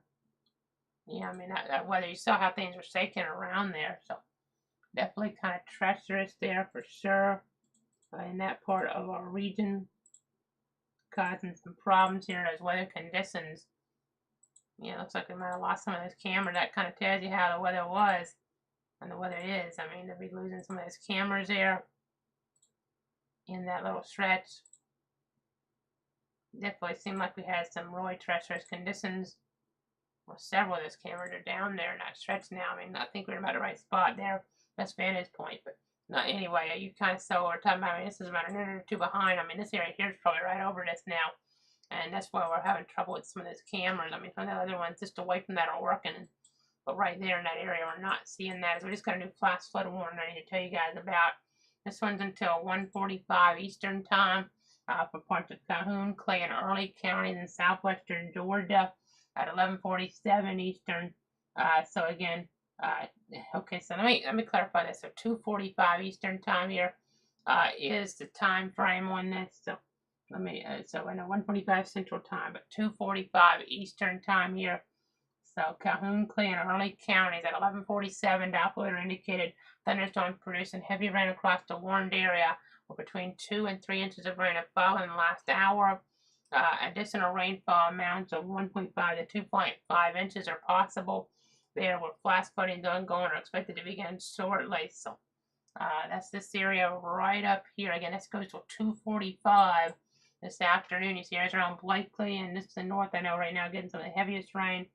You have in this polygon locations that are including, but maybe not limited to, Abbeville, Blakely, Arlington, Leary, Bluffton, Haleburg, Farrell Crossroads, Early County Airport, You kind of get the idea. So again, that goes into 2:45 Eastern, 1:45 Central. Again, we're watching that, and the other warning in the north goes until 1:45 Eastern, 12:45 Central. So I know they're doing these in more Central time. I started over there, but they kind of go more Eastern time in terms of where they cover. Normally they do them a different way, but I know there's a lot going on in the weather service, so you just kind of have to take the warnings ever you get them here, so people are warned in the warned area. That's the most important thing. But let's go ahead and go back on over. I know in some of our different areas here, we had that one warning go away, it looked like. Yeah, we had that one warning go away that was in play for parts of Grady, Mitchell, and Thomas. This stuff's kind of become more broad here. You almost have to look at the edges, and this is more typical for our area, unlike yesterday, which was very, very atypical, like a nightmare, to be quite honest, was yesterday in terms of all those circulations popping up and having tornado warning after tornado warning after tornado warning. You just had stuff not wanting to quit on us. This is more typical. You have to look at the edges because you get too much convection here, and you have trouble getting spins or trouble getting storms to really situate yourself. But this is on the edges, moving to, and on the edge, moving towards Stageville. You saw how nasty things were there in Hamilton County around areas there, like Jennings, over the last few moments. Again, as we continue to watch, I know this is going to be a couple minutes behind because it analyzes things, but you saw how things were in Jennings. But the next potential for severe thunderstorms will be across. They're telling us here in the chat. Echoes southern Clinton, northern Columbia as two strong outflows converge in that vicinity. So again, looking at the outflows, things like that more than just yesterday, which was just extraordinary for our area. I mean, the one word I want to use for it, maybe it overdoes it a little, but it's hard to overstate what we had yesterday. I mean, it's almost pretty much Armageddon. I mean, is what it was yesterday with the tornado warnings, one after another after another. I mean, meteorological Armageddon for our area in June to have as many tornado warnings as we did there. Pretty much a 7-8 hour period where we had this tornado warning after tornado warning towards southwest, south central Georgia. Again, it's something you don't even get really much in other parts of the year, much less in a time of year where you don't normally get tornado warnings unless you have a tropical setup, tropical system in play with a landfalling hurricane or tropical storm. So very bizarre, but not meteorological Armageddon today, but still a nastier than normal type of summer day for sure with a tornado watch in play. And we still got to stay tuned for the latest. So again, looking around Jennings here, we have a little bit of weak wind enhancement, if not just rotation. I wanted to call it rotation there, but let's make sure we have storm motion on here good. So I'm going to batten this up a little bit here. You can see a little bit of that. I mean, we had to go right across Jennings. We saw it on the camera there live on the air as we look toward areas there. That was in Hamilton County. Now, Echoes County, you have this, we just saw in Jennings, it's headed towards Statenville right now. Next few minutes. I mean, so make sure you're inside and away from windows around Statenville, south side, southeast side of town. It could be the worst around you guys. So just something to keep in mind. We're just going to go ahead and just keep watching things here in the Weather Center. We're going to go ahead and zoom out a little bit. We had some damage reports there toward Madison around 11:30. Power lines were down across Highway 145. There, even a tree down in Madison. So again, I know looking toward Thomasville here, you see some lightning there. So there's something to keep in mind. Not severe over there right now, but again, we're just going to keep watching things. We're just going to keep tracking things here in the Weather Center. So again, right now, the one warning in play, this one goes until about 12:30 for parts of Hamilton and parts of Echoes County. So we're going to keep watching this. We're going to keep tracking it here in the Weather Center. You can see right there around US 129, we're getting some winds at about 50 miles an hour, sewing on up on the Doppler radar in toward that vicinity. We're just going to keep looking at things here and continue to give you guys the very latest as necessary. So I'm going to go ahead and go back toward our other view. You have right now 2 flash flood warnings, plus the area there with the severe thunderstorm warning, the yellow box. Again, that goes to 12:30. Our flash flood warnings, the one there, as we're looking at things, going on out to about 145, including areas there of Calhoun, Clay, and Georgia, Doherty, Lee, Terrell, Randolph. You kind of get the idea. So. And then another one here, portions of Calhoun, Clay, and early to about 2:45 Eastern. So that's kind of the storyline there. Continuing to give you guys the latest again. Could get some more power outages today. I'm sure we're getting some more. We had some power lines knocked down there in Ward Madison over just the last little bit. So down across Highway 145 there. So again, that's kind of storyline in the Ward that area as we continue along with this coverage. Again, and look here at some of our maps. Let's go back to other source here. And go back on over. You can see the stronger wind moving towards Daytonville now. You can kind of see how that's moving on in. Some of the worst of this maybe a tracking like this here, going to be crossing over. It looks like, I mean, State Route 94, but before that, right about now, it's starting to cross over US 129. So, again, let's go ahead and zoom back on that a little bit. You can still see all these advisories in play and the flash flood warnings. You see our severe thunderstorm warning here in play. Again, you saw how nasty it was on that camera shot, so that's why I want to take this lightly around Statenville here. Winds to about 50 miles an hour, showing up at about 1,000 feet. So that tells you it's probably mainly reaching the surface there in toward that area. And the one thing that is a little concerning here, I know we talked about how things are a little more disorganized today than yesterday at this point. I mean, I do see a couple things. For one, I'm seeing, some areas that are going to have some training or downpours, which could lead to some more flash flooding here in maybe south central Georgia, southeast Georgia. But another thing, I do see some of these little supercell structures trying to come together. You see these little hooks. I mean, hopefully we have too many like we didn't have yesterday. I mean, the STP value actually looked like it might have gone down a little bit in this one area too. So let me back this up because you probably see more orange here. Yeah, that's what I thought. So, and the instability here, these numbers, I mean, we don't have it pointing as much either. So again, that should help us out some, but we'll have to continue to monitor things here over the next little bit as we watch all of our Doppler scans. So again, just looking at things here in the weather center. Let me go ahead and go back on over here. We do have these little supercell structures here.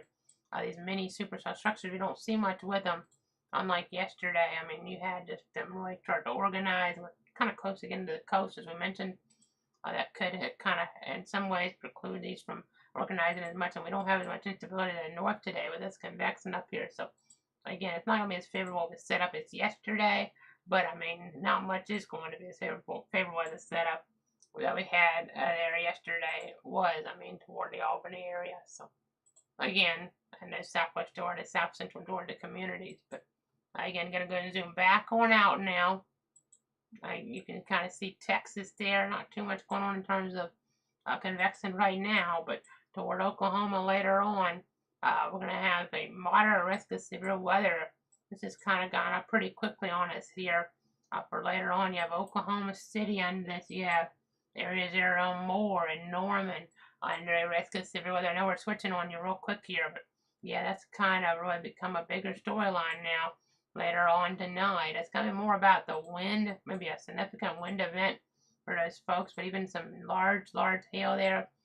You can kind of see here that threat and the tornado threat worse to the north and west, but I know Storm Prediction Center in Norman, so they're going to really be focusing on this here as they issue their outlooks. Again, a risk is 4 to 5 there. That's what we had toward Albany yesterday. They can get these out here, not generally this time of year as much, but Albany doesn't really ever get them in June, like what we got yesterday. I mean, I haven't had a chance to go back, but I gotta believe that's about the first time we ever had a moderate risk issued for Albany in June. I mean, maybe for some type of landfall and tropical system if we really had some significant tornado threat, but I mean, or maybe some just really crazy wind event just start at the beginning of June off. I mean, but the way we had that tornado threat set up, I mean, enhanced tornado threat, I mean, that's pretty extraordinary. I mean, I kind of doubt in history that we'd have had a moderate risk there in the month of June toward Albany. But again, continuing to watch things. I know used to that'd be 2 out of 3, but now that's 4 out of 5, just for some perspective there. But again, we're at the top of the hour now. Meteorologist Casey Cloud here in the Weather Center. giving you the special coverage of storms yet again. Another day, we're the fourth day of these threats here across the region. You can see here about an inch-sized hail showing up right now on the Doppler northeast of Jennings. I'm not maybe moving more toward Harbor here over the next little bit. So some nasty winds though. Nasty winds that we've talked about here on the Doppler radar. You've been seeing some of those different echoes here today. Some of those different echoes there. So in some of those stronger winds coming into play. So got to be mindful of that as we're looking at things. I know it looks like we're getting some different things that come together as we were talking about. Let's make sure we don't get a quick spin up on us on our hands here real quick. I mean, because I see some different things coming together now. As I've added, so you can kind of see the greens and red. We might actually get the opposite. It's kind of hard to say for sure, but you can kind of see it looks like it's headed a little bit more easterly. Last scan to the eastern side, probably gone more away from Statenville now. I mean, you see how it kind of has gone off track. Some of this, I mean, we were tracking this kind of, it looks like kind of displaced a little, which is weird, but so let's go ahead and track this again now. Off toward the east, toward northeast, toward Harbor here. That's where some of the worst of this could be. I mean, that might have been just our wind mode while I was tracking. That's why it was showing like that. But now it's tracking more over here with this threat toward Harbor. What I'm seeing, and I see this coming in, looks like from the north. So you see that kind of coming in. You see this kind of hitting it. So it could, you know, do one or two things. It could kind of cause it to fizzle out some, or it could cause some quick spin up. Like here, so might be the next scan or two, really, which we'll need to watch. I mean, we're going to probably take a break here pretty soon to gather more information, but let's just kind of watch this here because this could try to evolve into something here pretty quick as you have some of this kind of surging in from the south a little bit. Again, you have, I mean, and this coming in from the north. It's kind of going to be interacting here. Sometimes when you have interactions here, and some of the things can get a little bit weird. Because we had this further off and then this pretty, you know, distance, pretty good distance away. But now this right here, pretty close. So yesterday we really didn't get things to work out for us when we had storms around. It seemed like stuff didn't want to fall apart. Instability not quite at that level in some of these areas today, but we'll just have to continue to watch things, continue to monitor around Tarver against State Road 94. Next scan's to be out here soon. I'm just curious because, again, it could work one or two ways here, really. This could kind of fall apart, but there's a little bit of surge here moving toward Tarver in parts of Echols County, Georgia.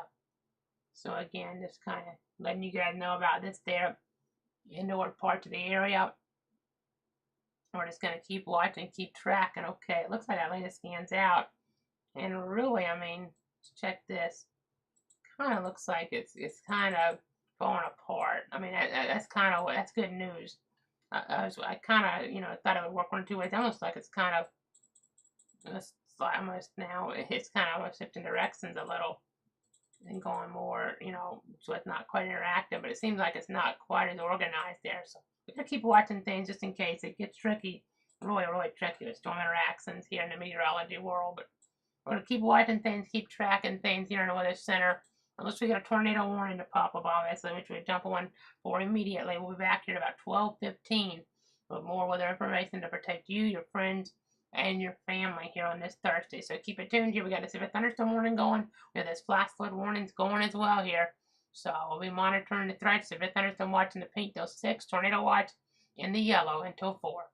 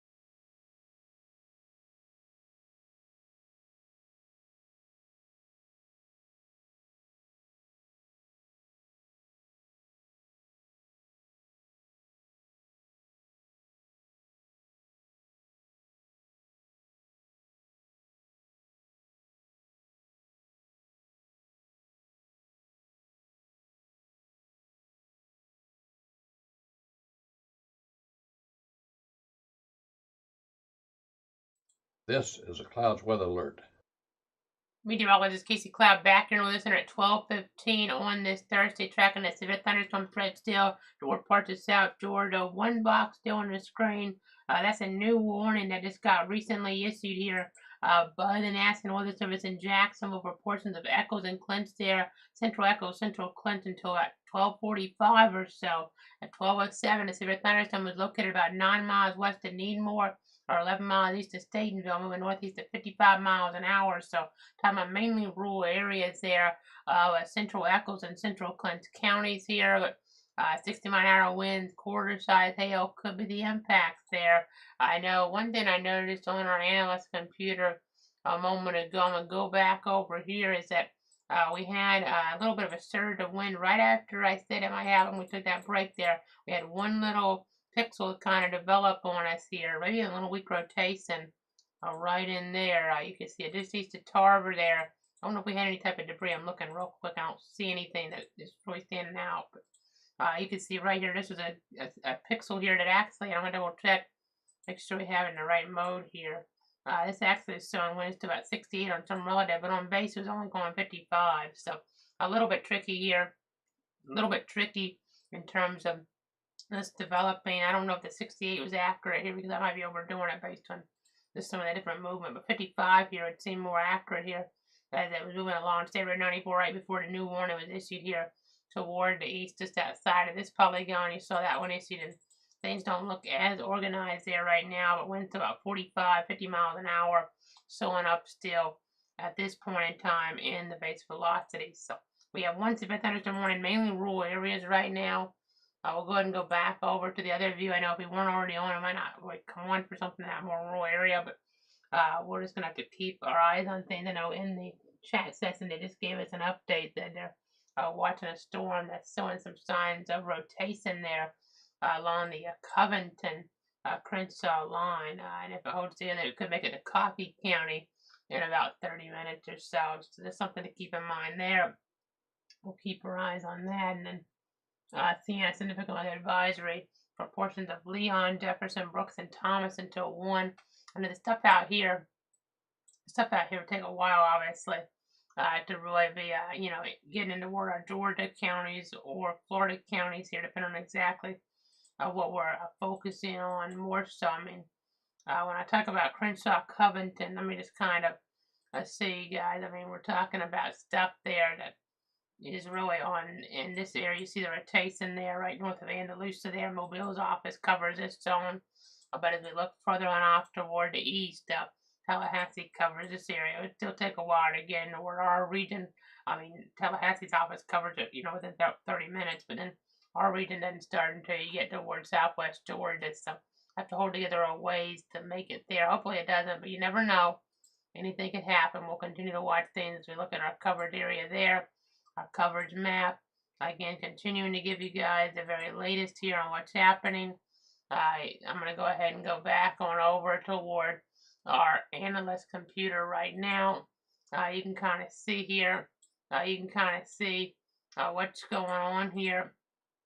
We're looking at east of Potter right now, and seeing the storms move off more toward Needmore at this point. So that's kind of the storyline there. Again, that didn't look all that impressive. Let's focus on the stuff around Tallahassee then. You got that advisory issued recently there. I know we're just going to have to start looking at some stuff there as we're getting there closer toward maybe the west, because this stuff here, it could have a potential to rotate a little bit more based on the parameters. And now some of these might not surface good, but a little bit of wind enhancement in northern parts of McCulloch County. Some of these areas have little hooks on them, and hopefully they can't get this defined. I don't think they'll get it defined what we got yesterday, but still, a couple could get defined enough to get a tornado warning out of them. So have to just be kind of mindful here. Can't lay your guard down here today, even if the threat maybe isn't quite as high as yesterday. There's still a tornado watch in play, and that's still pretty unusual. Still a pretty big deal for this time of year. So keep your eyes on the situation. Let me go ahead and get back on over here. There's your tornado watch in the yellow till 4. Your pink is a severe thunderstorm watch there till 6. So gonna have to keep paying attention. Maybe even past that. I mean, we've been saying that over and over, but we keep getting these waves of storm action. I know You see, I mean, we had that warning further out toward the west, but we had that rotation there, just outside of the Tallahassee warning area. But this one warning that's moving east at 55 miles an hour, with that southerly component, maybe that makes it into our area in a few hours. We'll see if that cluster makes it in or not. The models have kind of shown, some stuff to become a little more organized. And now we're sitting in the 80s here where we're at in north central Florida, all the energy down here. So this stuff could kind of hold together toward the southeast again to some degree with all this energy pumping on in. More of a contrast than yesterday where we had the energy build. I was able to build more yesterday in Georgia, not building as much there today, but when this stuff pushes in, could get a local expansion of that severe thunderstorm watch, even like toward Union, Bradford, and Clay, and even St. John's. We'll see. Could just kind of depend, obviously, on how the lines are setting up at that point in time, but kind of a tricky setup here. You can see right on the edge of just a marginal risk, not talking about moderate like what we're having to do there yesterday, in our area anyway. Different story in Oklahoma. Oklahoma City has a pretty big threat today. I mean, our threat's still big for what we get for this time of year, but for them, they're under a 4 to 5 risk of those damaging and destructive wind gusts later. So that's a big national story. But I went ahead and getting back on over toward our other Doppler vantage point here. We're not seeing anything just overwhelming. I know some stuff kind of looks worse than maybe it is, but in terms of some of those blues, that's more just not really getting a good shot at things probably. But we'll continue to watch. I'm going to see if we have anything new on this. This is again a very rural area. I mean, you can kind of tell by the topography here. We're in a really rural area with this. So we're at 12:22 right now. So I'm going to go ahead and take another break unless we get something new that we need to tell you guys about. Okay, well, we just got something new. I don't have to stay with it necessarily, but I was going to talk about the flash flood warning to the north and west, and we just got another one issued there back out that way. So let's go ahead and zoom up here then. So we have this one flash flood warning that just got issued until 2:15 Eastern. That's for parts of Clay, there, northwestern Clay, Quitman, northern Randolph, and northern Terrell counties. So just got to be watching at 12:22. Doppler indicated thunderstorm producing heavy rain across the warned area. Again, this threat there until about 2:15. Between 1.5 and 2.5 inches of rain have fallen in the last 3 hours. Additional rainfall amounts of 1 to 2 inches are possible in the warned area. And flash flooding is ongoing or expected to begin shortly. So again, we'll just have to kind of see how things go here overall. We'll just have to see how things go here in this pattern. Our other flash flood warnings continue to about 145 for areas there as we're looking toward Calhoun, Clay, Doherty, Lee, Randolph, and Terrell, and another one in the south where they're getting quite a bit of heavy rain around Blakely. That warning goes to 245 for Calhoun, Clay, and Early. So again, quite a bit going on there.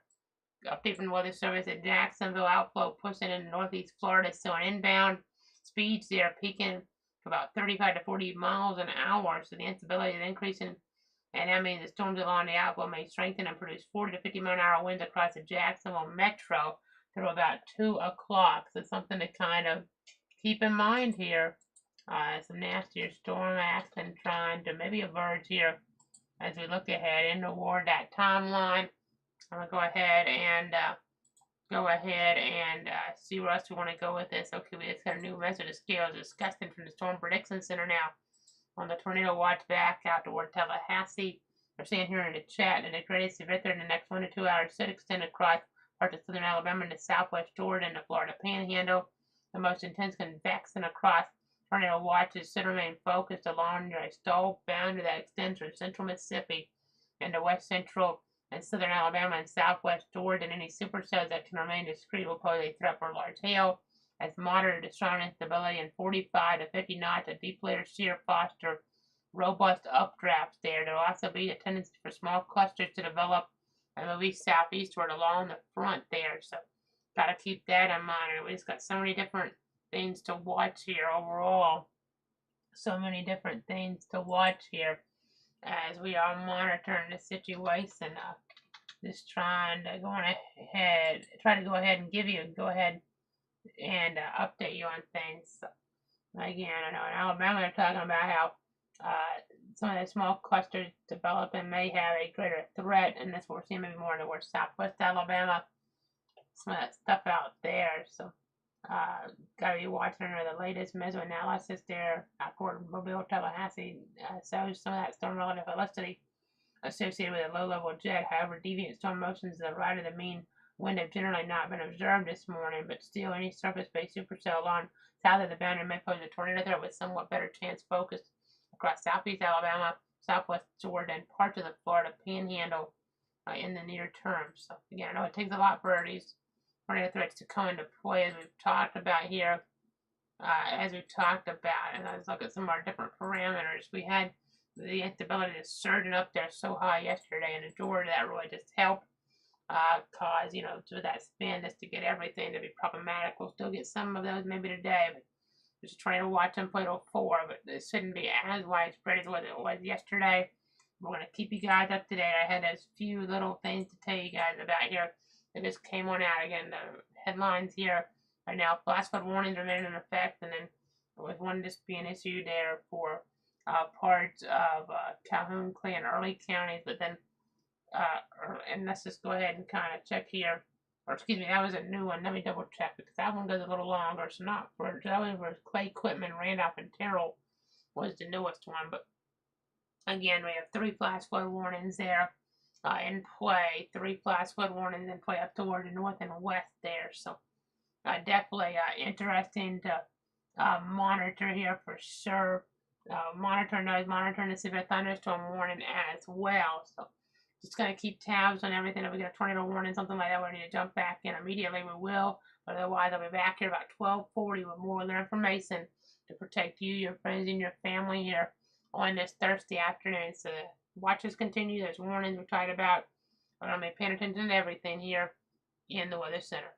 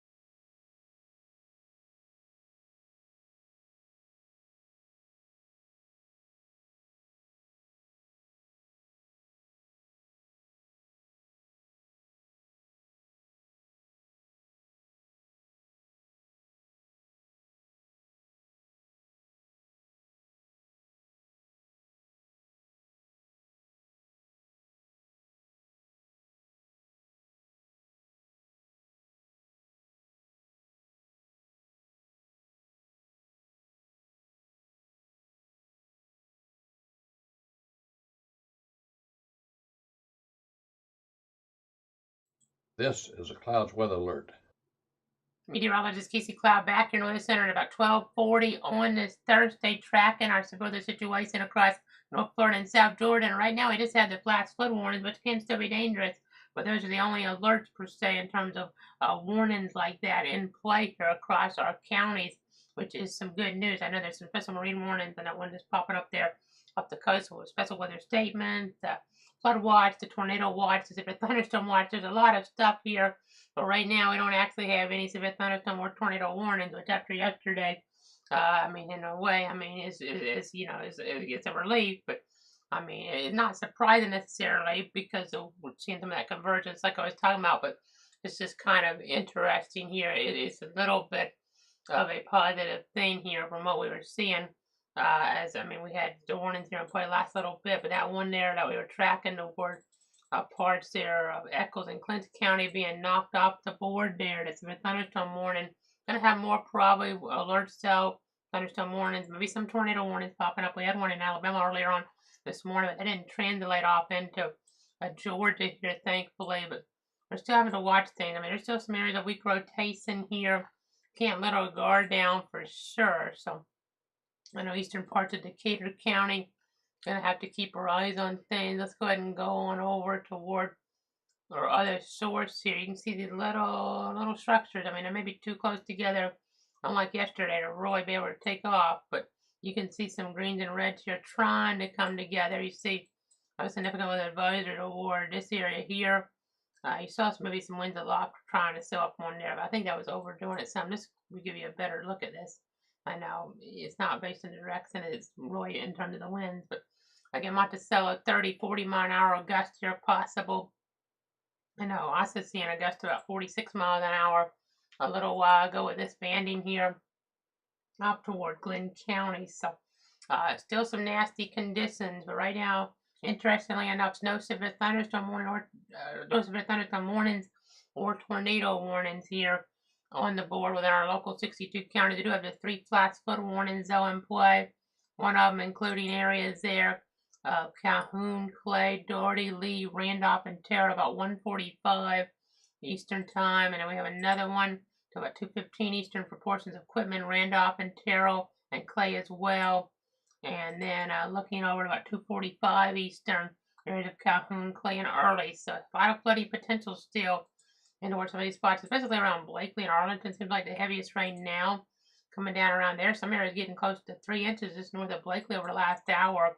The heaviest rain subsiding in Albany for the time being. We'll have to see how much more comes back into the picture there. We're also watching around Dawson there. As we're getting further on up there, now we're talking about areas there. It looks like Terrell County, so they're getting some heavier rain there into toward that vicinity. So we'll just continue to watch things here in the weather center. I know our parameters, the instability has surged up some, but not as much as it did yesterday with these just numbers really getting further on up with the reds and the like. But we do have the tornado parameters to some degree. Some of them aren't as maybe put together further to the east here, further in, but we do have some, and we definitely could still get some tornado warnings. Have some marine warning action here off of Panama City, 90 degrees there. So a lot of instability still. I mean, we'll look at some of our satellite imagery. I know this is something that, with the clouds being around a little earlier on has helped suppress things. I know yesterday we got things right there. We had enough heating in Georgia that really allowed things to destabilize and be more problematic. I mean, it really allowed things to peak on out there across southwest and south central Georgia. So just something to kind of keep in mind there. But again, we're going to keep watching things. We're going to keep tracking things. And we very well could have to come back on for warnings here in pretty short order. Don't get me wrong. But we're going to do here at the time right now, for the time being, I want to just go ahead and leave the radar stream going here. We'll kind of loop the radar around here in just a moment, and then we'll go from there. If we need to cut back in, which we probably will have to, we will. I mean, we have the tornado watch and thunderstorm watch and the flash flood warnings in place, so it's conceivable we'll get some more warnings here that need to be covered. It's just we don't really have anything that's extremely pressing here at the moment in time. Again, I see that, and we might jinx ourselves here. We might get a storm to really start to emerge on us, and we have to just come back in or stick with it, something like that. But Again, right now, for the time being at least, we're going to kind of loop things around, I think. Go back over the last few hours or so in the Doppler, kind of get a look at things, kind of get an idea of what's been going on. So, kind of help you guys out there. Again, continuing to watch things, continuing to monitor them here in the Weather Center on this Thursday. Let me go ahead and get, I think, that loop ready to go now for you guys at home. So, here you go. Here's that loop on that other computer source. So, we're just going to keep looking at things here, and we'll keep this up. And if we need to jump back in, which we probably will, we'll do so here from the Weather Center. We'll keep this up, so keep that stream going on Facebook, Twitter, YouTube, and Twitch. If we don't have to come back in, if we get really lucky, then we'll wrap it up here ultimately later on in the timeline. But I suspect we'll have to break back in here maybe quite a bit. So I just keep it tuned to Cloud Weather. It'll keep you guys up to date.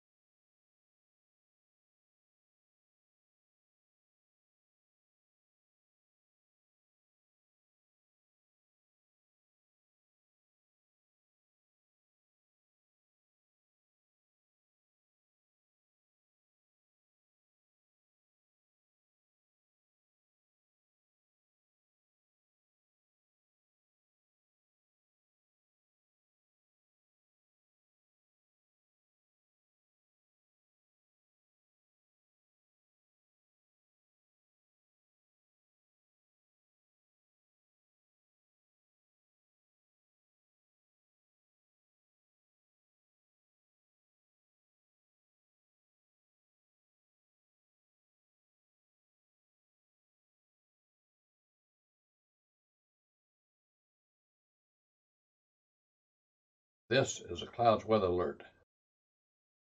Meteorologist Casey Cloud back here in the Weather Center right now with another update. We just got a new flash flood warning popping up over the last few moments for portions of Dougherty and Lee counties until 1:45. I know we've already seen a slew of them up there, three of them in play, but this is a fourth now as we're looking toward that part of the region.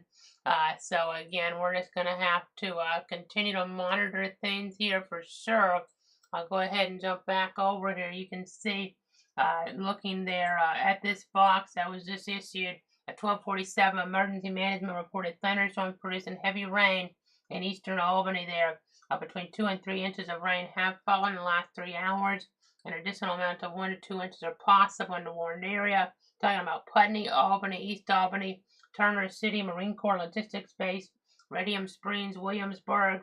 You see Akery there as well. I know the rain doesn't look like it's really falling heavy over that whole area, but it's just we already had all that rain here. Looking back yesterday, all the antecedent rainfall as well. So just a little bit less here is needed to kind of cause more problems. As we're being told, there's a report there of some flash flooding toward it looks like areas of Dougherty County with some water over the roadways at the following locations: the 1800 block there of County Line Road, Nottingham Way at Liberty Expressway, South County Line Road and Thomas Road, South County Line Road and Elliott Drive, and 800 South Harding Street. So again, just wanted to come back in really quick. No severe thunderstorm warnings or tornado warnings still, but a new flash flood warnings we get further on over here toward Albany. Again, some flooding there, some water over the roadways at points like the 1800 block there of County Line Road, Nottingham Way at Liberty Expressway, South County Line Road and Thomas Road, South County Line Road and Elliott Drive, and 800 block there, it looks like, of South Harding Street. So, again, just going to continue to give you guys the very latest there as the timeline does continue to advance on us here. As we have this flash flood warning in play, we have 3 other flash flood warnings here in play as well. One far north, portions of Clay, Quitman, Randolph, and Terrell until 2:15. One in the center there to 1:45 for portions of Calhoun, Clay, Dougherty, Lee, Randolph, and Terrell. And the one closer to Blakely, as we have stuff surging south of there now, but portions of Calhoun, Clay, and Early. That goes until about 2:45 there in towards southwestern Georgia. So, gonna go back to our radar mode here that we put on the screen. So they don't have any like considerable flash flood threats or tornado warnings, severe thunderstorm warnings. That can always change rapidly though, because we still have a tornado watch in play as we're looking out toward areas here toward the west until 4 o'clock, and a severe thunderstorm watch. We have a bunch of heavy rain and stormy weather kind of pushing on down toward the south here. That severe thunderstorm watch goes until 6 o'clock. So gonna have to watch things. I know the storm movements have been kind of interesting today, and we'll see a loop of things. Again, I'll be going back to this in just a moment and leaving with this for the time being and jumping back in if and as necessary. But again, to repeat, a new flash flood warning for areas around Albany, quite a few areas with some water over the roadways, even in that general region. I know they just kind of expanded upon the ones they already had in play, as that's kind of they're trying to encompass even more of those areas being impacted. So some aerial flood advisory data just coming out. One of those for Jefferson, Leon, Madison, Brooks, near Lowndes, Thomas, till 3 o'clock. I know some of those areas and some excessive rain, but more excessive rain and more concerning when you have a flash flood warning. That's about a water rise that's a little more rapid in nature there. So you got to keep that in mind. And another flash flood warning just came out. So while we're on, we'll go ahead and tell you about this one now. It's just popped up toward Brooks and Lowndes counties until 4 o'clock. I know generally don't get this many flash flood warnings, but we talked about it here in the past. I mean, yesterday, really talking about it, flooding could become a bigger deal here eventually. With just all this rain, it's not going to take as much rain to cause problems here. So there's your new flash flood warning now for areas of Brooks and Lowndes until 4 o'clock. So that's around Valdosta, Morgan. I mean, with all this accident, all this rain causing flash flood, more likely you'd see with a tropical system than you would here otherwise. So let's go ahead and go over here right now. Going to be loading in some of the latest radar frames. You'll kind of see here all that heavy rain around Valdosta, even a gust to 40 miles an hour, not severe, but still some nasty weather here Brooks and Lowndes counties, southeastern Brooks now, and Lowndes counties under this warning till about 4 o'clock.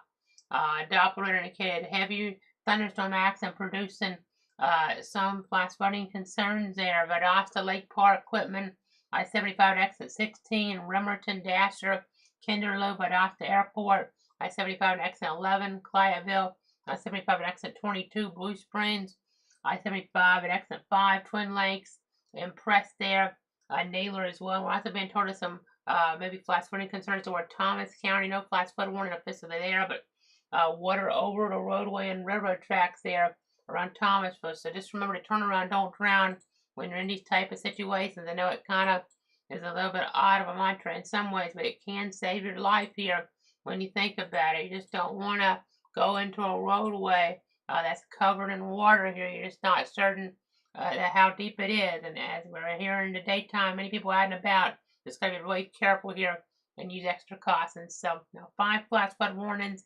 on the board here. We'll go ahead and go back to that looping radar and dump back in if and as necessary here in the Weather Center. Again, trying to keep you guys safe and informed here on this Thursday as we watch things across the viewing area. Just keep it tuned to Cloud Weather. We'll break back in if and as necessary as we keep you guys, your friends, your family up to date on this type of weather situation that's around us.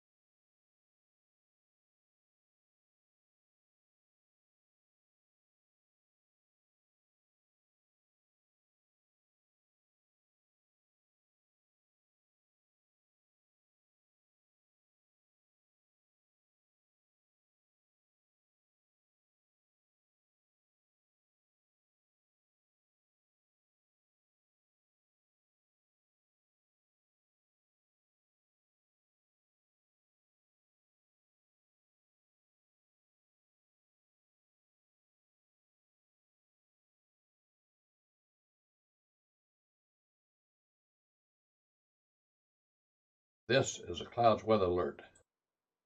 Meteorologist Casey Cloud back here in the Weather Center right now at about 1:25 on this Thursday, tracking a new flash flood warning popping up now for portions there of Jefferson and Madison in Florida and Brooks, Lowndes, and Thomas and Georgia until about 4:30. So a lot of flooding concerns here across our region today. Really getting all that rain just to come together here. We had the thunderstorm warnings earlier. We still have a tornado watch and play thunderstorm watch, severe thunderstorm watch, and we could still have more warnings here. I know that it's up toward Madison. We have seen some wind enhancement down there, so it's something to keep an eye on here for sure. And I know toward Hamilton County, just getting reports from a little while ago that looks like there was some ping pong ball size hail earlier with that stuff around Jennings that we were tracking. So just to kind of give you guys a heads up on that. But let's go ahead and pause the radar for now. You can see that big box that popped up there toward east of Tallahassee. That's again a flash flood warning that's been issued about 4:30 here this afternoon. So let's go ahead and go on over to other source right now. You can kind of see, looking at all this heavy rain around I-10 and Madison County. You can see there toward parts of Jefferson County as well. You see some wind enhancement around Madison there, not Monticello. I was going to say Monticello, but around Madison, I mean, that's where I've been watching it over the last little bit. And you can kind of see here, we just have to keep our eyes on things, make sure we don't get a thunderstorm warning or even maybe some quick spin-up tornadic activity. I know a lot of this stuff, they're kind of close together, though, might suppress that. That's why maybe not getting those type of warnings here to come into play. That volume in terms of those type of alerts coming into play at this point because of all this rain that's really coming together and storming. It's lightning, dangerous lightning. Just remember whenever thunder roars go indoors, but also whenever you have that heavy rainfall there and it really starts to cause that flash flooding. Try to stay home if you can, but just keep in mind that when we have these flash flooding situations, you just want to remember to turn around, don't drown. I'll go to our flash flooding safety tips here just to kind of reiterate here what I'm talking about. I'll go over to that, what we've had in the corner here over the last little bit because it's some important information. Just remember to move to higher ground if it's necessary. Turn around, don't drown, and then the 6 inches of flowing water can knock you down. So you don't want to drive your vehicle into flooded roadways, obviously, because that can be very dangerous. It can lead to you having to be rescued there by emergency officials. So make sure you make a better decision there in these type of scenarios if you can. So again, continuing to monitor things. We'll go ahead and kind of give you the latest. Excuse me. Go ahead and try to give you guys the latest there as we look at things. I'm going to go ahead and try to see some different metrics here real quick. I have it in a different mode. I was using this here behind the scenes and some other sources here. But storm total rain, you can see 3-4 inches toward the north. Let's just look over the last hour though. Yeah, I mean, you can see over the last hour into the color table. It kind of shifts around some, but some of these white areas indicate maybe 3 inches of rain in the last hour here. Not right over by Austin, not right over I-10, but in between, which a little bit maybe easier to drain in some of these more rural spots, but still, Monticello quite a bit of rain in the last hour, 2 or 3 inches there. A little bit, you know, on the 3-inch side is out of town a ways there as we're looking up towards, say, Highway 57, it would seem, but still 2 inches there into our Monticello proper. And then we're just going to keep looking at things. I'll go back to other perspective real quick. I'll go up to Georgia and do this as well here for you guys in just a moment. But first we'll go again to that broad perspective I was alluding to. I know we have all those flash flood warnings further on up. You saw the 2 down there, though. You saw that one. You see that one still on the screen for portions of Brooks and Lowndes until 4 o'clock as well, in addition to the one for Jefferson, Madison, Brooks, Lowndes, and Thomas until 4:30. I mean, we have these concerns. We talked about the flash flooding there, water over the roadway and river tracks in Thomasville over the last little bit. So definitely causing some problems here. This rain here is just it's going to have trouble kind of draining on down here when you get more and more of it, obviously. It almost reminds me of a tropical storm like an Elsa from a few years ago. We had all these flash flood warnings starting to pop up here later on in the event after it made landfall. But this is a tropical system. Let's go to the north. I want to see, this is a storm total rain. It really goes high in the color table. All this is like rain amounts over 5 inches here for the event. That's why we didn't take as much rainfall to cause problems here toward these areas under these warnings. I mean, this color table again indicative of 5+ inches of rain from Albany. I mean, and over toward Morgan, Cuthbert, Dawson, Blakely, even Sylvester, the same story. There is not as much, but even we can go to the last hour here, and these areas a half an inch. I mean, half an inch really can still cause some problems. So when you add it on top of what we've already seen, some areas 6, 7 inches, and we're getting still some more rain in the picture, not as heavy as it was over these flash flood warnings up here, but got these storms down here. We're gonna have to watch, make sure we don't get any rotation on them. I know some of them have a little bit of weak rotation, and the same down here. I mean, we were talking about it.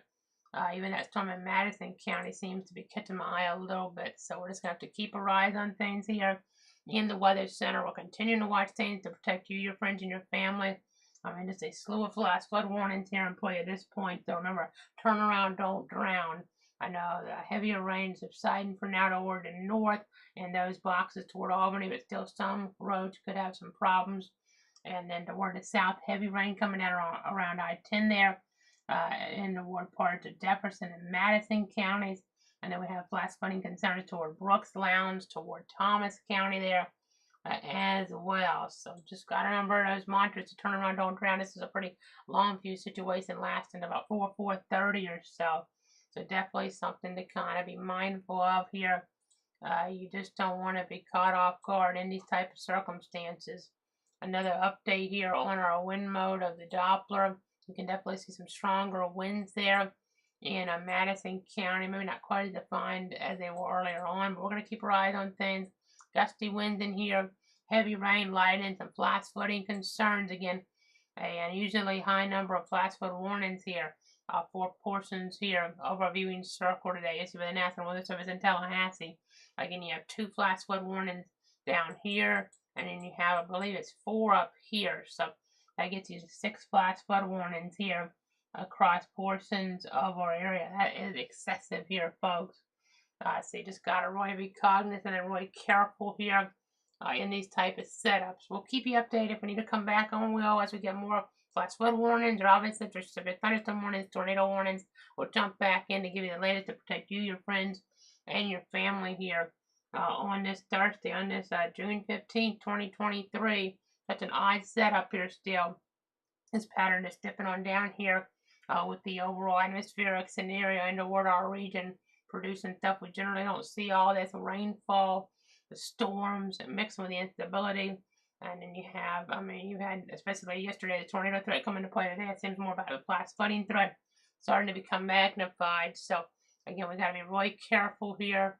I just don't want anybody to drive around those flooded roadways because that can lead to some big problems. I mean, flash flooding can be deadly here, folks. It just, I know it's kind of a silent killer sometimes, kind of like the heat is. I know we have the heat in parts of the country, parts of our even some degree here. We got really warm here some of these days, and we're gonna have heat, you know, just to look ahead in the months to come, and that can be a silent killer. So can flash flooding. You're not maybe thinking about it here. The winds died down maybe a little.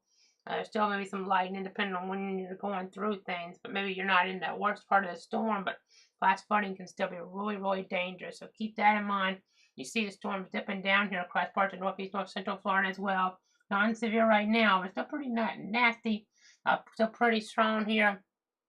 We'll continue to watch them here as they're moving across areas toward like Duval County there and parts of that First Coast region. And if we need to come back on, we will. But we'll leave the radar open for now. And I'll leave up the information. I know we have the severe thunderstorm watch the east, but just going to have the tornado watch thing on the screen for now. And then also going to mention here the flash flooding precautions that you need to kind of keep in mind here. We just want you guys to keep those in mind. If you're in those dark green polygons, that's where the threats are maximizing right now. We could get more of them, though, as the afternoon goes on. And we're still going to have more rain chances here in the days to come, too. So that's obviously could be an issue here. And we'll continue to stay on top of things here in the Weather Center. But for now, I'm going to leave the radar stream up and come back on if and as necessary.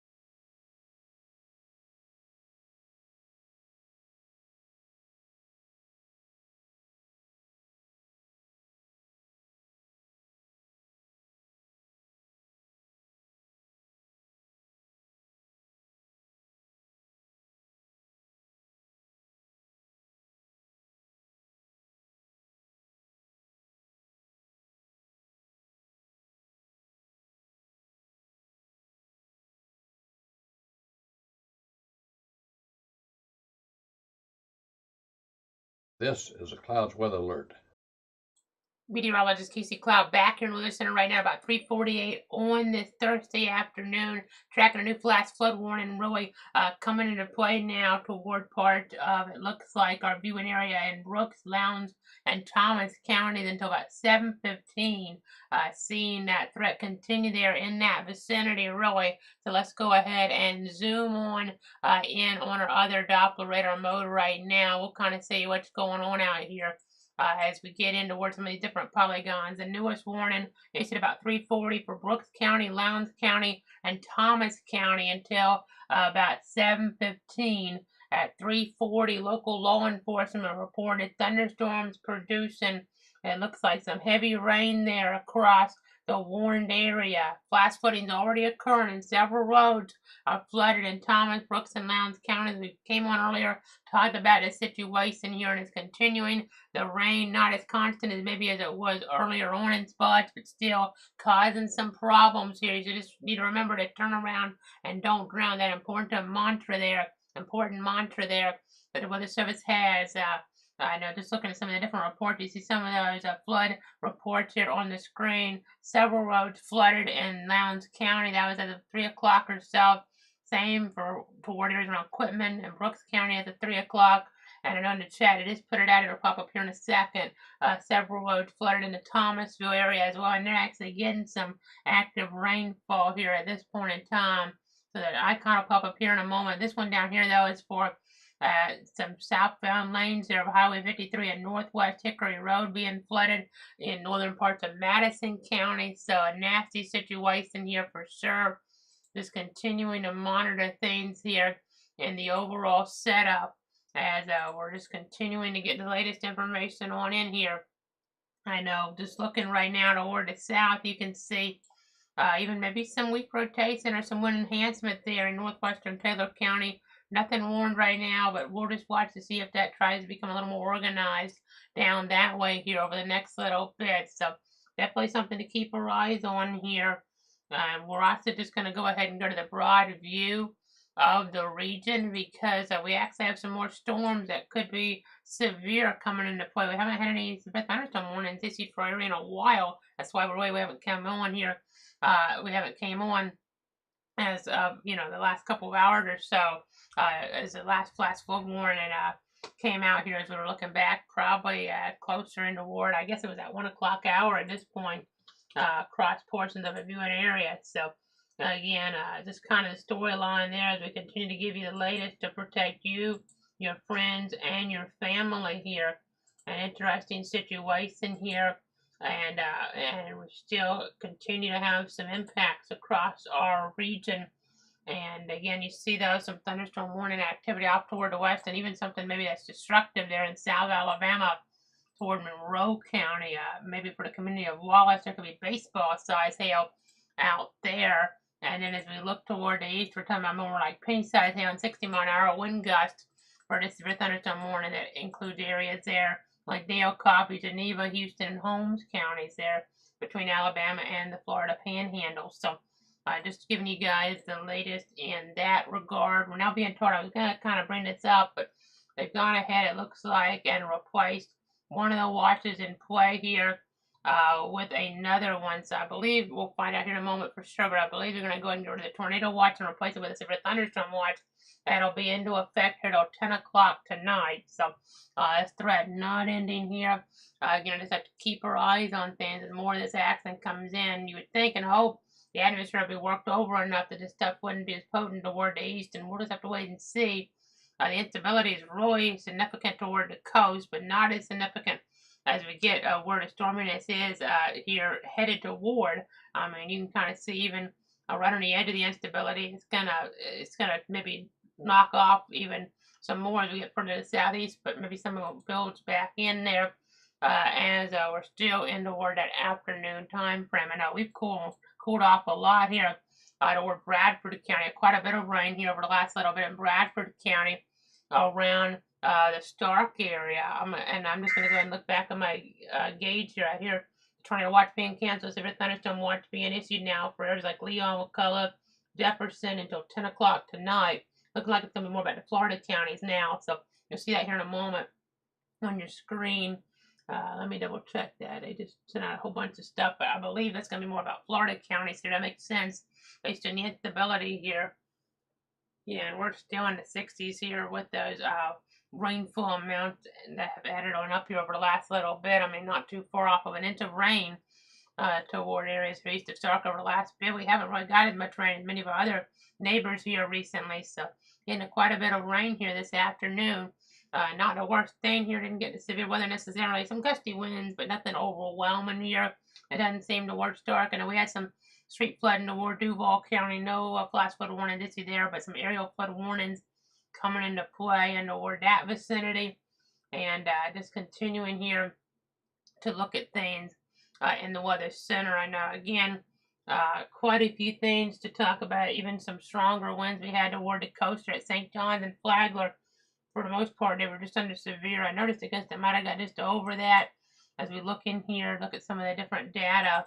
I'm going to back this up a little. I'm not sure if it's going to come up on here or not. I saw it in the chat, but it may have been just in the coastal waters. But nonetheless, here, do have some stronger gusts toward Flagler, Putnam, St. John's over the next little bit coming in out of this batch here. Hopefully nothing that goes severe, but it is a little warmer in some of those spots.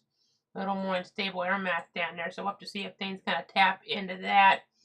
Some of this stubbornness taps into that or not. And we're just going to keep looking at things here in the Weather Center as the timeline does go along here, really. We're just going to go ahead and keep looking through some of the reports real quick as we continue along for a few more moments. I know seeing that site there just off of St. Augustine Beach with a gust of 59 miles an hour earlier on. And just interesting situation. I know that storm survey stuff that we normally get out of that area there, out of Tallahassee's office. They couldn't do any of that really today because of the storms around. So maybe tomorrow, maybe if the weather's better tomorrow, which it may not be, but if it is, if we get some answers about some of those ratings of the tornadoes there in Georgia yesterday. So that's kind of interesting to take note of in that regard. As you see that new super thunderstorm watch pop up on the screen now until about 10 o'clock tonight. So again, just going to go ahead and keep watching things here as it's a timeline does go along. We're just trying to give you the latest information here to protect you, protect your friends, and protect your family. We had all those power outages there as we were looking there last night around Tallahassee, and some of those still power outages is an issue to some degree across our region. So just got to keep that in mind here as we continue to monitor things and give you guys the very latest here. So just trying to break everything down for you the best I can in this update. All those flood issues, you see the different reports again. Thomas County, several roads flooded there. Looking over toward Quitman and Brooks County, numerous roads flooded in that vicinity. You get toward Valdosta, several roads flooded there in Lowndes County and Madison County, some flood issues as well. And then let me go back over to other product to see you guys the storm total rainfall is really now in the event gotten up there to a pretty high level in terms of rainfall. I mean, I almost remind you of some of the rain we got in some of these areas, similar areas toward Elsa there back a few years ago, our tropical system. 6-7 inches of rain showing up between Jefferson and Madison counties, and in parts of Lowndes County there, upward of 6 inches of rain. It looks like on some more estimates here in these grayish colors, that indicates about 5 inches there or more has fallen since this storm event really has gotten going. So again, just kind of keeping you guys up to date there. Let's get back to our other local view here. Right now, we're going to go ahead and go back on over, continuing to give you the latest, to protect you, your friends, and your family. I want to go up to the storms that are moving out of Alabama because those warnings, I know one that's on the leading edge there, it expires at 3:30 Central, that's 4:30 Eastern. So in theory, if this holds together enough, they'll have to issue another warning as we get toward the Georgia counties. That's something to kind of keep our eyes on here. As you can see, the stuff west to Dothan right now. We'll have to see, maybe it'll kind of weaken less unstable, more stable air mass. But let me go ahead and see the temperatures here out ahead. This could be kind of an important important notation to make here in this type of setup. I'll go ahead and put those on the screen right now. You'll be able to kind of see what I'm talking about. We're in the lower 70. That still could be enough to cause some issues here. I mean, we have that slight risk of severe weather in play. You can kind of see that here on the map. And then as we look toward tomorrow here, this latest outlook here, let me double check to make sure that's the correct one there for tomorrow in the system. As we're looking ahead in the timeline, it looks like it is. Tomorrow's threats will still be around, but maybe not quite as noteworthy. But we'll just have to continue to watch things here, and then this will be a look at your toward that Saturday. Still some storm threats hanging around. And I mean, I'll zoom out. This goes all the way to the east there as well. Another thing to say, you guys, while we're on right now, let me show you the different flood alerts here. And we have the flood watch here in play. I also have the flood warnings, advisories in play toward different parts of the region as well. I know Hamilton County, there's a flood warning. Not sure if that's checked on in our system, but you can see some of the other alerts in play. That might just be a new one even popping on there. I see a new one for parts of Hamilton and Swanee. So that's something to keep an eye on here. But all these storms are coming out of southern Alabama again. Since it's the daytime, these might have a better chance of holding together. But the velocities on this one, you can see some pretty impressive things, but it's not a widespread area, these winds. So maybe, I mean, either the winds will be kind of going more to the south here into the warmer air mass, or it'll kind of weaken down. My guess is that this will just kind of go more down toward Florida here, and we could have a bigger threat here in toward the Florida Big Bend. And that's why this thunderstorm watch was issued till all the way out until 10 o'clock tonight. So toward Tallahassee here, these threats just continue. As I go ahead and switch back over to other system right now. Again, continue to give you guys the latest to protect you, protect your friends, and protect your family. Just saw the tornado watch go away there for the Georgia counties that were highlighted there at about 4 o'clock or so. So that's kind of your latest headline there per se.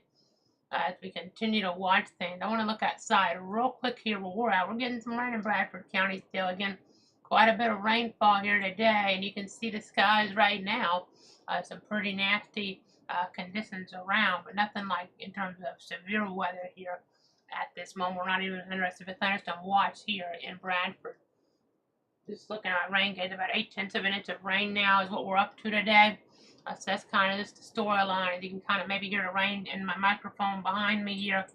As we just kind of do flash flood warning issued toward the west, not around here in the Stark area. We're getting some of the rain around, but out toward the west, a new flash flood warning just got issued for areas of Lafayette, Jefferson, Madison, and Taylor until 8 o'clock now. So that's going to pop up here in just a moment. You can kind of see where all this heavy rain is falling over the last hour. We've seen some areas get 3 inches of rain, so quite a big issue for these spots, and that's going to be causing some concerns here. So got to keep our eyes on that. Got to keep our eyes on that. There's your polygon just coming out. Let me read the statement here from the Weather Service. So at 4 o'clock, local law enforcement reported thunderstorms and producing heavy rain across the warned area.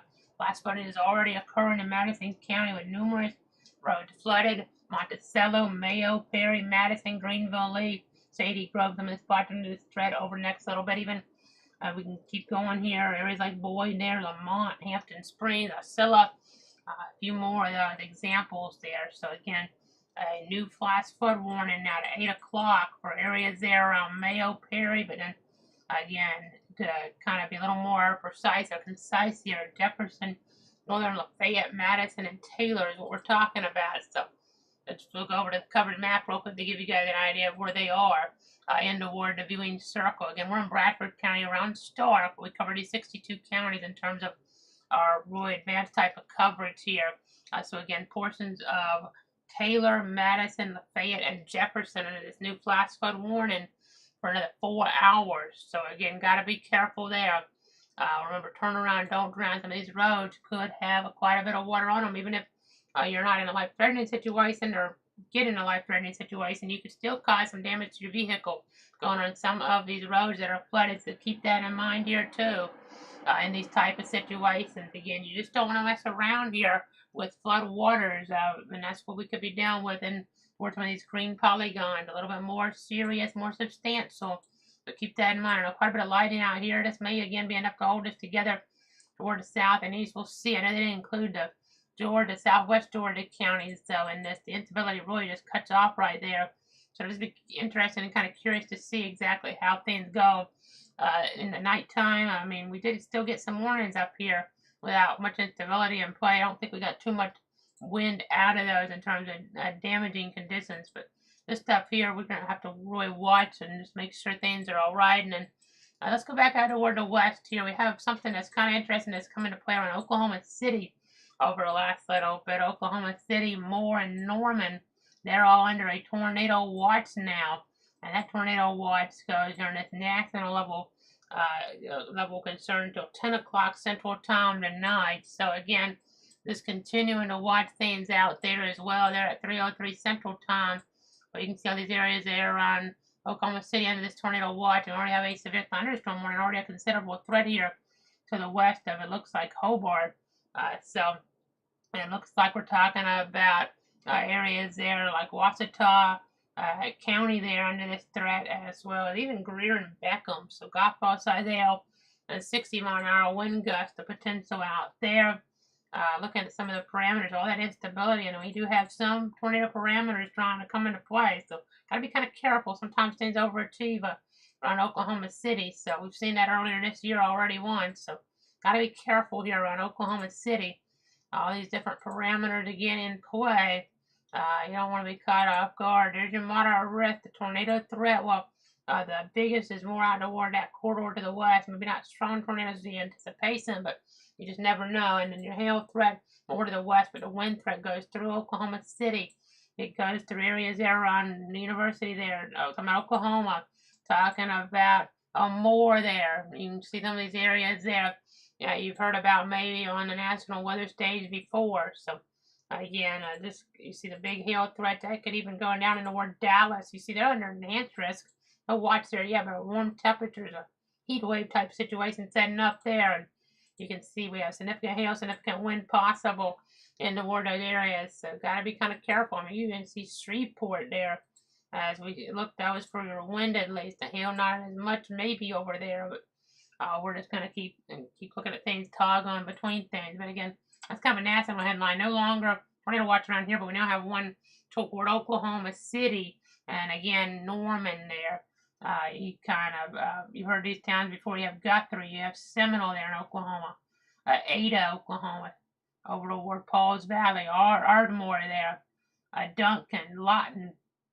You get the idea. So again, we'll just continue to watch things out there to make sure things don't overachieve in that part of the country.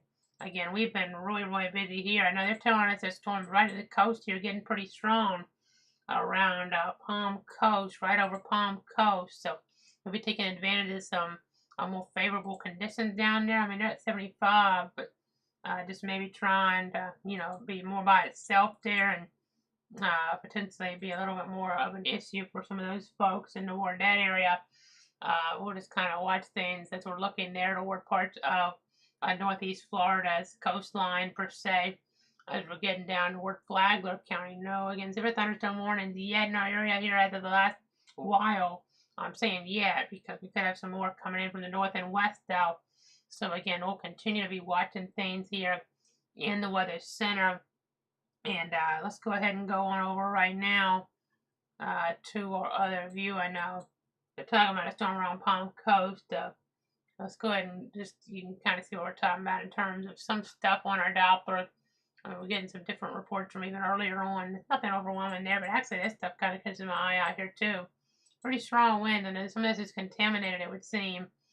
What's this at Suma? Maybe some stronger wind there. You see cooler air toward Gainesville in play at this point. Let's go ahead and put on some of our wind gusts here over the last little bit. You can see some of these popping on up. Nothing really overwhelming. I know we got a gust of 20 here where we're at earlier east of stuff for what it's worth. And this kind of, again, checking some different numbers here across the region here. And you're just going to continue to want to monitor things here. Again, a lot of rain causing those flooding threats around Perry and Taylor County here over the next little bit as that kind of dives on into toward their area. Again, the last hour, some of these areas in the red to the northwest of town, Perry, that is, about 3 inches. So, quite a bit of issues that we're talking about in terms of flooding concerns, though, all the way up here and across this corridor, all the way down toward the coast at this point. So, that's definitely worth noting.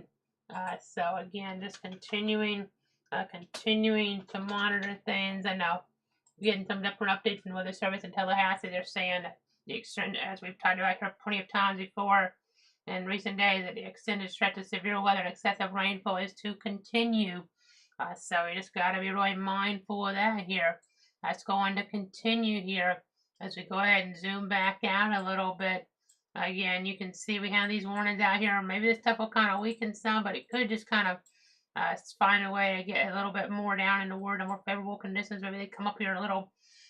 We can't let a guard down here from, I mean, even though you're going to do Watts, Bainbridge, areas around there, Camilla, even down toward the south and west.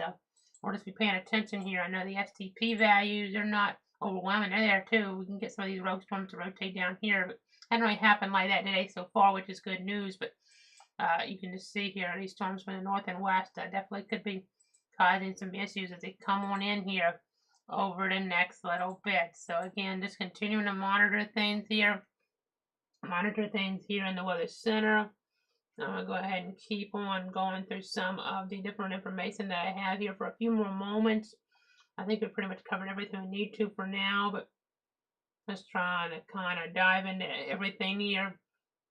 Again, all those issues with some roads flooded there toward areas of our viewing circle, like Brooks County, Lowndes County, Thomas County, Madison County there. So there's some stormy conditions here. So you just gotta keep in mind that when you have that flooding, remember to turn around, don't drown. Important to monitor there from the National Weather Service offices. I know the area of the flood watch has been extended there. That goes until 8 p.m. tomorrow night, including Gadsden, Jefferson, Leon, and Madison. So I'm gonna have to just be kind of careful there.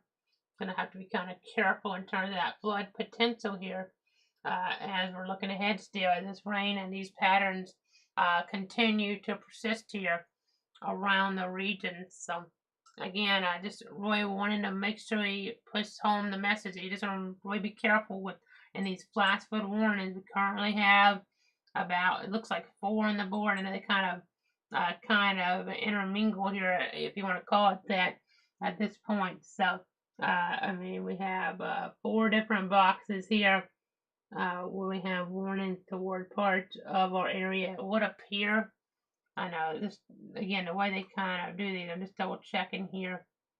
Just double checking. It may just be 3, but let me see here because we have all these kind of overlapping. So let me just kind of see what I have here. So we have one that goes to 7:15, portion of Brooks, Lowndes, and Thomas. Another one here until about 4:30 for portions of Jefferson, Madison, Brooks, Lowndes, and Thomas. And then watching here just our different polygons. Yeah, it looks like the one issued and issued another one within it. So it's really only 3, it looks like. It just gets kind of tricky here when you're trying to pick that out here in this type of setup. So again, so we have 3 flash flood warnings in our area here as we're watching things again toward parts of those areas there. From about Valdosta over toward areas like Thomasville there. You see through Madison, Monticello, Perry, Mayo there. Just a lot of rain last 12 hours tells the story. Look at all this rain the last 12 hours around I-10, around Greenville. You're talking about 6-7 inches of rain in this the last 12 hours and that mustard yellow color. So that really tells the story here as well. So again, we're going to keep tabs on things. May have some thunderstorm warnings starting to come back into play here from the west over the next little bit, depending on how these storms kind of evolve. There's a severe thunderstorm watch till 10 now toward our counties around Tallahassee. A new watch that replaced there for parts of the area, the tornado watch that was in play. We don't have a tornado watch in play anymore for any of our 62 counties, but doesn't mean we couldn't get still a quick spin up tornado. So we'll be watching for that. Looking here, you still have that 5% tornado risk, so you can't completely discount that potential here. As we're looking ahead here over the next few hours, we haven't seen that come to fruition so far. So again, that's something to kind of take note of there. So that's going to do it for now with this cut in. We'll keep tracking things, gonna keep the stream going. I know once we get to 8 hours, we'll have to maybe switch over, or if we're not as concerned, just cut a stream for then, uh, and then come back as necessary. So again, we'll continue to watch things here. I mean, I expect probably to come back in before that 8-hour mental rocker might be here in the next 30 minutes or so. That stuff gets warned here and stays warned as it continues to push on in from the west there. You're talking about a severe thunderstorm warning out there for areas around. It looks like you see Ozark there in Enterprise, that vicinity anyway. Ozark proper not, but it looks like one of the Air Force, or Army Airfield, I should say, under this warning here. So again, we'll just keep tracking things here in the Weather Center. Let me go ahead and go back on over to other view here. You can kind of see what we're doing with. We have some gusty winds in parts of the area. Heavy rain here for sure. So we're going to keep the stream going with that radar loop like what we've been doing here. Over the last few hours when we haven't been on. When we haven't had to be providing that commentary. But might pick back up a little if that stuff really holds together out west. We'll see how it looks if we feel we need to really provide that too much or not.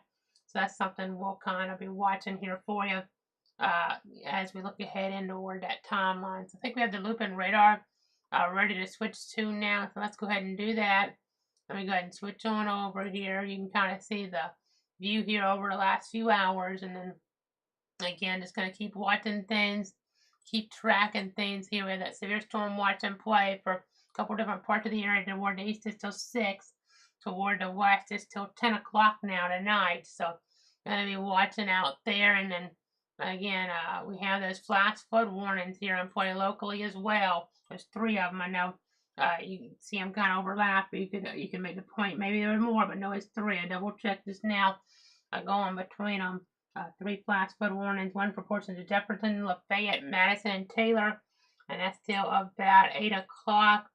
Brooksland and Thomas till about 7:15. And then Jefferson, Madison, Brooksland, and Thomas till about 4:30. So I know with some of these chains in here expiring out, that's why some of these kind of overlap and to cover some of the areas that still need a flash flood warning past a certain time there as we're looking. So again, you're still going to be watching things. I'm going to be watching things here in the Weather Center. We'll leave this up for now. Be back as necessary here on Clouds Weather.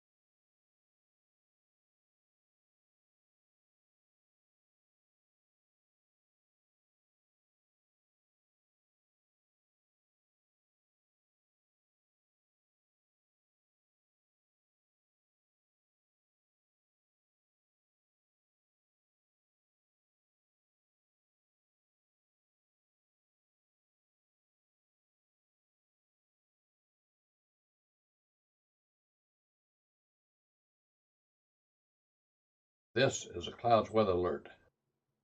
Meteorologist Casey Cloud back here in the Weather Center about 4:49 on this Thursday. A new severe thunderstorm warning coming out over the last few moments for portions of Lafayette and Taylor counties. I know we have our other microphone up in here, so let me go ahead and turn this down real quick.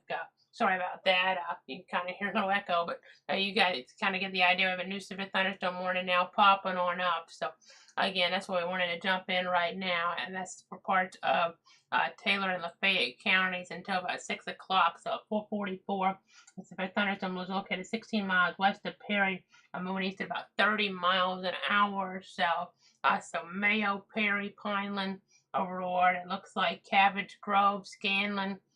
You see Deckle Beach in there, even towards Salem, the airport there in Perry. Kind of get the idea. Some gustier winds coming on into the picture again. Severe thunderstorm located 16 miles west of Perry, moving off toward the east. So they're pinpointing the area kind of over here. Let me go ahead and see what I'm talking about. Let me go ahead and switch to our other computer source right now. You can kind of see what we're talking about here with some of the latest information here in the Weather Center. Trying to give you guys an idea of exactly what is going on here. You can kind of get that idea here by looking at the Doppler radar scans, and I'm checking some things here real quick. But you can kind of see here we have some stronger wind echoes here showing on up toward the west a little bit. So we'll just keep our eyes on things as these winds get closer toward Perry over the next little bit. So just something to kind of keep our eyes on here. A new severe thunderstorm warning popping on up until 6 o'clock. And we had some gusty winds to the north here earlier on that may have been the catalyst, it seems, behind some wind damage. A tree got knocked down blocking a road there toward Thompson Valley Road, to be precise, there around 4:13. So it would kind of seem there that this might have some potential for damage since we're closer to the coast. There may be a little more instability in place, so maybe more likely for this to be considered officially severe with a warning in place. So severe thunderstorm warning here and put at 6 o'clock again, looking toward areas there of Taylor County and Lafayette counties here. We're talking about, again, Mayo and Perry under this, moving off toward the east at about 30 miles an hour. So I know we're watching the other area of storminess here too over the last little bit. Looking back off toward the west here, you can see some of this stuff diving. It's diving more toward the south here at this point. I know we have the new severe thunderstorm watch till 10, but that's up toward the west. I know it's having an easterly component though, so it could still clip some more western counties, and it's been kind of tricky to get an idea of exactly where this is headed. But just trying to give you an idea here a little bit. Definitely going to be trying to clip some more western counties, at least Liberty, Franklin here, maybe getting further over. We'll see, but I know that more favorable instability.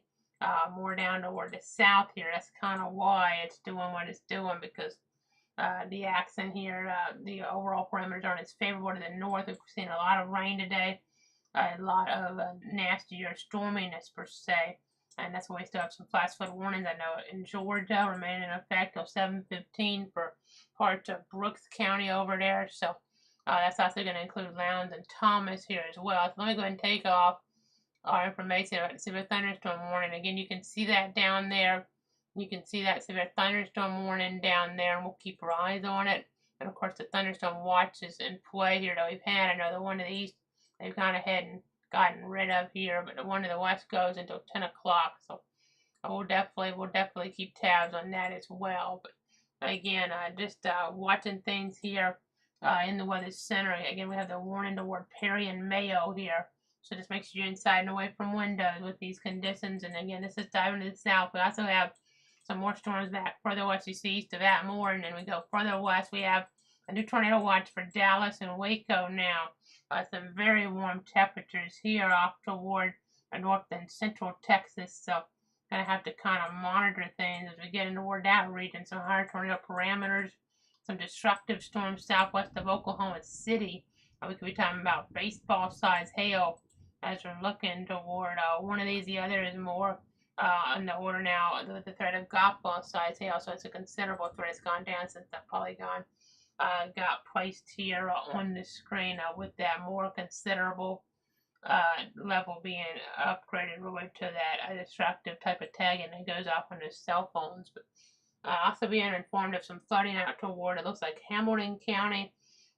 There's reports of roads underwater now from heavy rain near Southwest 87th Terrace. So again, there's some significant rainfall here on this Thursday. As we've been talking about, that's been a really big deal today. The last 12 hours on rainfall estimates here, so closer to 7 inches in Madison County, and out here Hamilton County. You see all the storminess there earlier on, and over even just the last hour, you can see how that area we have the flooding. We've had about a half an inch, but in that spot, 2-3 inches here it seems. Maybe that's underdone a bit, but still some heavy rain causing problems toward these areas, and still some rain falling at this hour. So again, just going to continue to watch things here in this setup. We have 1 severe thunderstorm warning right now in our area and 2 flash flood warnings that remain in effect. Again, flash flood warnings there, talking about till 7:15 for portions of Brooks, Lowndes, and Thomas. And then also the other flash flood warning there. The other flash flood warning in play for Jefferson, Lafayette, Madison, and Taylor till 8 o'clock. The report out west here. I know we're getting in some new warnings. We'll go to that here in a second. I also want to touch on there was a funnel cloud spotted there at Embry-Riddle University there toward Daytona Beach just a little while ago. Not in our area, but not too far away. The report now of some issues in Hamilton County. You can see now it looks like reports of some more roads that are underwater from rainfall flooding at the intersection of Northwest County Road 146 and County Road 141. So again, even if we don't have a flash flood warning officially in play, some of these aerial flood warnings here mean business in terms of you just wanted to turn around and don't drown. Really, that mantra really is taking hold today. Unfortunately, towards some of these different spots. So you just got to bear that in mind here. Just kind of have to bear that in mind as we're looking towards some of the different spots across our area. New word from the west now. New destructive severe thunderstorm warning just issued here. And this one is going to be for areas there still towards southwest Oklahoma. Like it looks like Cooperton over toward Medicine Park, Fort Steele, Wichita Mountains Wildlife Refuge. You kind of get the idea about baseball size hail. So I'll have to watch this to see how it develops. Hopefully we don't get this into the metro with the worst of the storms there on Oklahoma City, more Norman later on. But that's a big national threat because there is a moderate risk of severe weather out there. We had that in Georgia yesterday on both areas. Very unusual for this time of year. Generally, if you're to have something this time of year, a moderate risk, it's probably more wind driven, which is to some degree, but we would have that maybe more up toward areas, at least toward Kansas, if not even further north than that. So, I mean, I guess it does clip Kansas a little bit, but my point being, it shouldn't extend down here into North Texas like this is. And I mean, with the tornado watch down toward Dallas and Waco here, that's an interesting story, including also another tornado watch toward Oklahoma City, more and Norman. So, again, looking there, so it's about 10 o'clock Central Time. Up to the north, 10 o'clock Central Time to the south as well. Gonna just keep our eyes peeled out for everything here. Just gonna keep watching things here in the Weather Center. Bear with me here. Our system's running a little bit slow. It's been going for a while here, folks. Today, last few days. So, again, I just continue to give you guys the very latest here to protect you, your friends, and your family. Again, the flash flood warnings continue. That severe thunderstorm warning I wanted to come on for continues all the way out here again until about 6 o'clock. So for about another hour or so toward parts of the Perry area, Mayo. Let's go ahead and jump back on over here right now then. See some more on this. Again, it's hard to discern exactly where the worst of the winds are because we're not in a perfect spot. We just have so much storminess around anyway. I know that a lot of these storms have been pretty strong today, but not getting warnings. I mean, you could argue some of them could cause damage, have caused a little bit of damage, but it's not very easy to pinpoint where. So, not an overwhelming type of scenario, but it's closer to the coast here, maybe a little more stability in it. Some history stuff to the north, maybe one there on the side of Cawthon here, the Weather Service in Tallahassee. I mean, they get a gust earlier, also at 41 miles an hour with some of the stuff in the vicinity there toward the Perry Airport. So, again, I'm just trying to give you guys an idea of what's going on here. Monitoring things, giving you guys the very latest here. Let's come back on over to this other shot now. You can see this warning. We may get a warning expanded here. This goes to 5:45 Eastern, 4:45 Central eventually. It may get pushed further down toward the south there, and some of that could get more toward some of our western counties. Let's in fact look at that then. I mean, the velocities aren't the most impressive on this either, but I'll go ahead and go to it around, looks like Greenwood there, some of those areas there in Jackson County and in Houston County in Alabama, some stronger wind. So we'll have to see exactly. This may not get extended because I don't see as much with that, but I mean, there is some over here. We'll wait and see. But I'm seeing 43, I'm seeing 41. That's not too far from the radar, really. So hopefully that's a sign of some decay with the atmosphere being worked over there, but it's just not been worked over to the south. So depending on exactly where this goes, and that could be more of a problem for us here for portions of the area. I'll see what I'm talking about here. The instability, you can see the yellow. Oh, that's STP. Let's try this again. The instability is right on the edge of it, but you kind of see right now it's not in very much, especially in the east, but it's trying to dive into it further to the west here. So we'll have to just kind of see exactly what happens. Maybe that kind of, for the most part, except for maybe Liberty and Franklin, we may get lucky and some of that misses us here. We could get more storm formation. I might cut off some of the other storms here. We'll see. It's a tricky pattern here, folks. A very tricky pattern for sure. But that purple, that's indicative of just extreme instability. But let's generally stay in an area where we're not getting exact storm development like what we had. Just a lot bigger chance of that yesterday because we had spreading further in. We had higher tornado parameters as well. So severe thunderstorm watch till 10 o'clock in that pink area. One to the east been canceled early, but still going to be watching things in case we get some rogue warnings here off toward the east. But they're in the 60s in a lot of spots here toward the east or lower 70s. I know you see 80s there toward parts of Levy and parts of Marion counties, but overall a lot cooler. I mean, I have see Franklin County in the 80s, but a lot of our area has cooled off. So that's to kind of help. I mean, you see 82 as well toward Cross City, though, which just is kind of dropping the ward under no watch. That could be an issue. It just kind of gets further on down there, possibly. And over the next little bit, it's kind of trying to move that way. No, I mean, not exactly, because again, these keep shifting direction on us. That's trying to almost, in a way, go more easterly. And it's been worked over the atmosphere if it does that, but it could drop more southerly here where they haven't been worked over. So, again, it's really tricky. Could form, could evolve more southerly too. So, kind of a better way maybe to describe that. But again, just continuing to watch things here in the Weather Center. We're going to keep looking at the Doppler radar scans here and giving the latest updates as necessary. Now, let me go ahead and go back on over. I know at about the 8-hour mark, if we still have to have something going here, we'll have to start a new stream up if things aren't resolved by then. So there's something to keep in mind.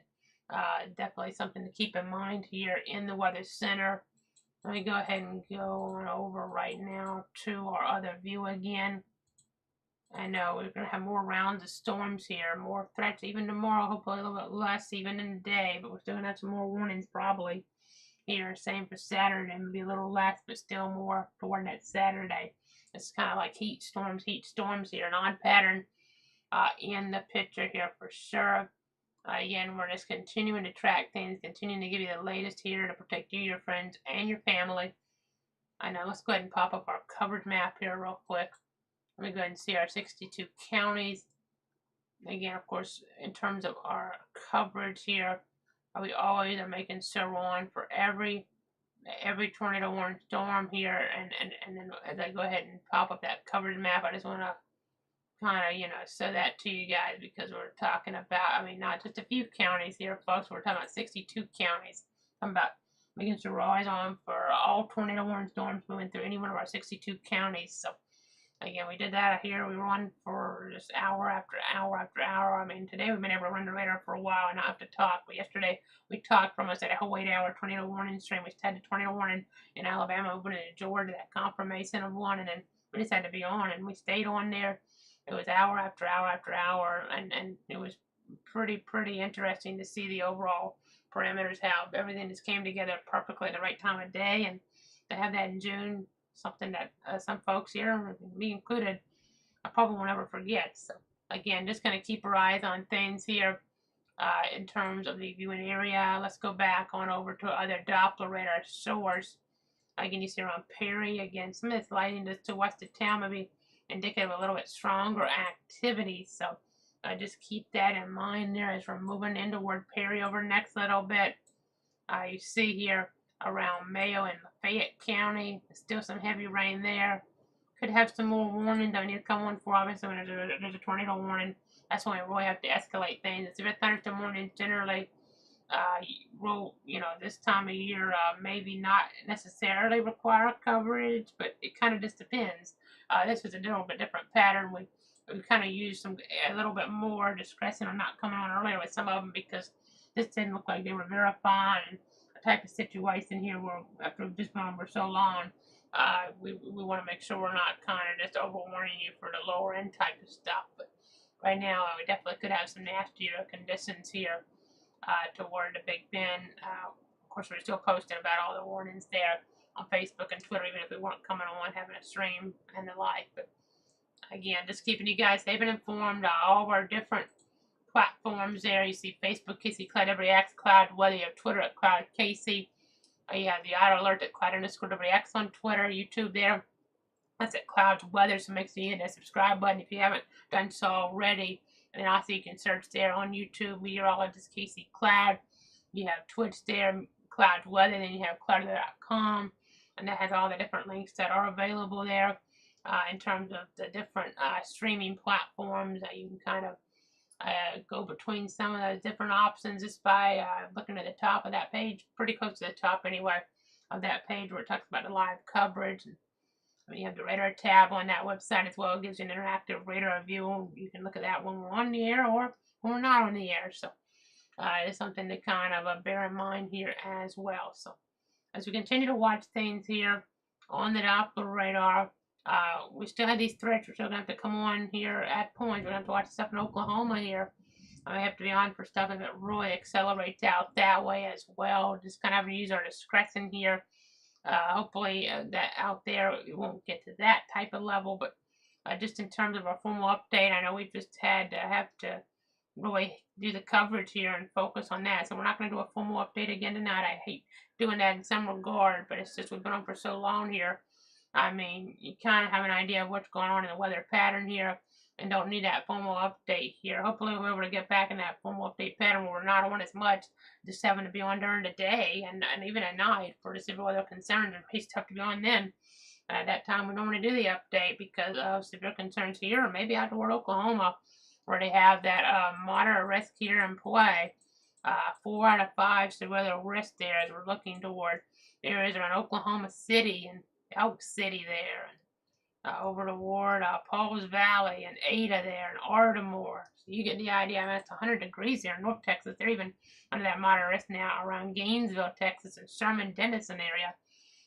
You kind of get the idea. So, going to be watching things very carefully there with the tornado watches in play on that national level concern. So, a lot to keep tabs on, a lot to be tracking.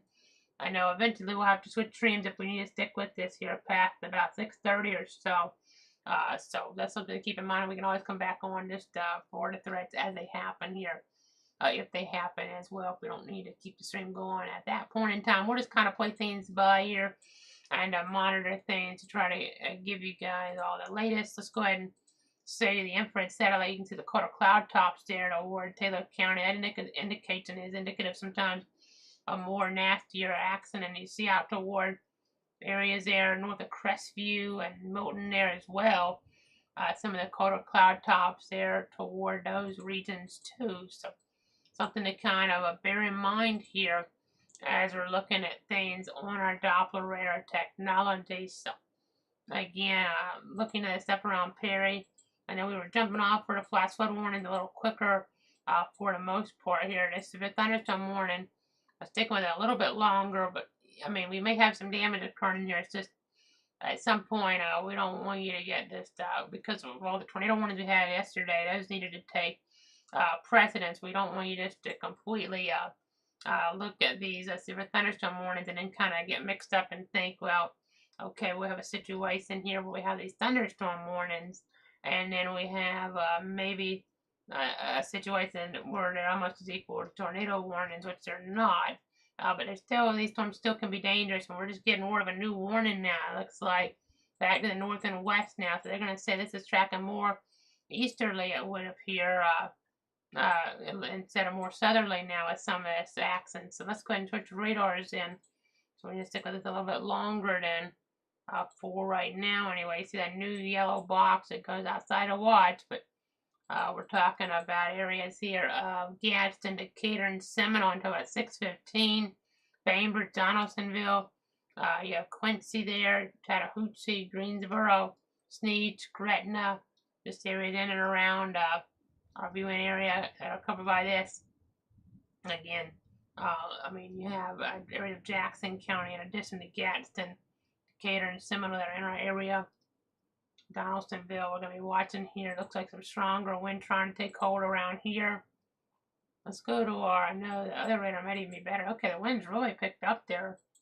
That actually is standing out a little bit more than I thought it would, to be quite honest, at least on the Tallahassee radar. We need to stick with this a little bit longer, and this is one of the more impressive signatures we've seen today on our base velocity now around Malone. You can see around Greenwood as well, 60 to 70 mile an hour winds now showing up, and these are moving at least toward our area here. So these areas of blue indicate that concern, indicate that danger here. So you got to be watching this as they come on into the picture. We're going to have to be watching these as they come on in here over the next little bit. We'll bat this up a little, and you can kind of see how they're pushing on down, maybe over to Reynoldsville, maybe even Bainbridge now. Unlike some of the other stuff that we've been seeing, this really does stand out pretty significantly. I'm even seeing some pixels here upward about 75 miles an hour. Let's check the other radar because that might be a little bit closer. I want to see that's a little bit closer. Okay, it says this is the closest one actually at this point.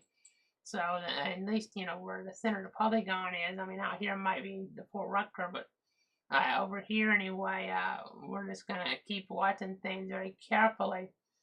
I'm going to switch it to Fort Rucker just to see what it's showing because it should be able to maybe be a little bit closer on the actual storm area right now. Maybe not the center of the polygon, but the actual storm area right now. So again, new warning popping on up there now for parts in our area of Gadsden, Decatur, and Seminole until about 6:15. So now there's 2 severe thunderstorm warnings and 2 flash flood warnings in the area here until later on in the timeline. So again, I just kind of keep looking at things. Even on the Fort Rucker radar now, it's really showing this wind. It's really showing this wind here, even if we're lacking in stability to some degree. This could be just enough strong wind here on the edges of that could get down to the surface here around Crosby, Alabama. Winds to 72, 76 miles an hour now showing up on this radar viewpoint as well. So really intensifying over us here in some of these spots just over the last few moments. You can see how it's coming together. I mean, that's about 15 minutes ago. You go back a little bit, it wasn't really that organized, and now it's really starting to intensify as it gets here, maybe toward Donaldsonville. So this actually really could cause a fair number of power outages, maybe even on top of what you already had there in the that area as we look back in the timeline. So escalating a little bit more now as we're looking toward parts of southwestern Georgia in terms of the situation that we're dealing with. Again, a new severe thunderstorm warning now toward Donaldsonville and Bainbridge here through about 6:15. So this isn't just one of those severe thunderstorm warnings where it's kind of we're a little unsure exactly what's happening. We think that there probably is some significant wind coming to the surface in this event. So got to be really careful there. Of course, we still have the flash flood warnings here in play as well as we're looking toward areas there in the eastern Big Bend. Talking about areas like Jefferson, Lafayette, Madison, and Taylor at 8 o'clock. And then up to the north there, Brooklands and Thomas till 7:15. The worst of the rains leaving the one to the north, but to the south still some pretty nasty downpours in toward that vicinity. So just got to keep your eyes on that there as we're looking at things here on our Doppler radar vantage point. So again, just got to keep track of everything here in the Weather Center. Trying to give you the very latest. Let me look at some more details here. I want to check maybe power outages. Haven't done this in a while. So let's go ahead and check Florida. 17,293 customers in the dark, nearly 4,000 in the dark in Taylor County. Over 7,000 in the dark in Leon. Some of that's still probably from yesterday there. Number 2000 in Gadsden County. So, kind of giving you guys an idea. Check out some of those numbers here across the region right now as we try to inform you here. So, let me see if there's any questions from the viewers right now. Again, it's a little bit of a hybrid stream where we've had to go kind of from doing the covers more consistently to kind of breaking away. And now we're starting since we got that storm that looks pretty potent now moving back toward our area. We're kind of having to ramp things up again. We were thinking maybe if we didn't get something like that, the other one wasn't quite as potent looking, though it sounds like it's producing some power outages maybe. Unless some of those are from earlier toward parts of Taylor County. I'm talking about like earlier storm setups. But I mean, so these storms may be starting to produce a little more wind here. Getting a little more nasty in the word spots again, like Donaldsonville here. This looks like it wants to come more easterly. I mean, even more easterly than how the box is drawing here. So they might have to issue another one just to clip up. I don't think they would, but nonetheless, here, Donaldsonville, El Dorado, Bainbridge here, you have some really strong wind. I mean, eventually, maybe the atmosphere will be so broken here that this blowing structure will kind of fall back apart after a while. But right now, it looks like it's really surging out ahead, and that could be a problem here for areas of Seminole County there in Georgia, Decatur County, and then maybe Clifton Jackson County, but it may be more about Seminole and Decatur here right now in the where those spots, Seminole and Decatur County. Again, you see around Crosby there, 80-mile-an-hour winds showing up on the Doppler radar now. These are winds that can do quite a bit of damage, or even just do more damage than what you already had happen here in some of the previous events. It's add on to it is what I'm trying to say. So again, I'm just going to keep looking at this here in our picture. Again, this is really bowing out, if you can see what I'm talking about. This is that backward C-shape. I know we talked about maybe forward C-shape, so this is a backward C-shape here, and it's really bowing out. These winds are really bowing out here as they push on in towards some of these areas here in our western viewing area in southern Georgia. So again, nasty weather concerns here. Just continuing to watch things. Let's see what we might be having here. Again, you see Donaldsonville in the path. You have this morning here, some of the cities included, but are not really limited to just Bainbridge, Donaldsonville, Marianna, Quincy, West Bainbridge, Chattahoochee, Greensboro, Malone, Sneads, Gretna, Grand Ridge, Greenwood, Iron City, Brinson, over Douglas City, Recovery, Lovedale, Delwood, and the Donaldsonville Airport. So again, gotta be careful here. You see Augusta 42 or so, just maybe a little while ago there. Just a few minutes ago at Marianna. And these ones are even stronger likely than north. So this might be a situation where we have to upgrade this warning to like 70-mile-an-hour winds for Donaldsonville here over the next few moments. These are some really bad winds here, about the strongest we've seen all day, headed for Donaldsonville in Seminole County here. Some nasty winds headed toward Donaldsonville in Seminole County here in South Georgia. So you have El Dorado maybe later down the line as well. So we'll just have to continue to monitor that here as this does push on into these communities. Moving out toward, it looks like east at 35 miles an hour. So coming in here fairly quick, not just, zooming, but fairly quick here. The movement as it does push on in from that line there. That line where we have Florida, little waves, and then Alabama as well. But this is all kind of toward Georgia here, this segment. I know, just continuing to read things about some minor flooding earlier toward Jacksonville, where they had an inch and a half of rain in a 2-hour period causing some minor flooding concerns. So, again, still tracking this here. Let's go ahead and see what else we might have. Let's go ahead and go to the broad view here. Let's go ahead and do that. You can see the severe thunderstorm watch input on 10 o'clock. That entirely included it's the north. So I'm hoping maybe the atmosphere's worked over more up there, and this will hold together if it keeps going east. Because the instability values are really slacking off there as we get further up there. I mean, so that would help us maybe not get this potent down toward the surface possibly. So we'll just look at some of those different metrics here in the weather center. So again, I'm just trying to let you guys know what we're doing, what's happening here. I'm just trying to effort some of these latest details. See, there's a tornado warning now in Oklahoma let's go ahead and see you guys that. And they're popping up. This is far in toward that panhandle, just north and east. It would look like areas there like Guyman, Oklahoma. So again, this kind of storyline there. I see by the Amarillo office for Beaver and Texas counties until about 5:15 Central Time. So something to watch up there. This is a potent storm northwest of Lawton there. Talking about destructive weather with baseball-sized hail there. So something to look at as we're looking towards spots there in that state of Oklahoma as well. I'm going to zoom back out now. So the tornado watch around Dallas, some thunderstorm watches out here, and some thunderstorm warnings, including some of this action trying to get more into toward our area from the west. But then we also have this warning here around Perry and Taylor County. Around Perry and Taylor County, some nasty weather conditions there in toward that spot of the viewing area. You've got to be cognizant as we're looking in toward that vicinity, and you have Mayo there too toward the east. So again, just gotta be looking at things here and just trying at the inside and getting away from windows. That's your best thing that you can do right now if you're in toward that spot. So let's go back on over now to where they view these yellows indicative of strong winds can be in excess of 60 miles an hour, I'd say, maybe closer to 70.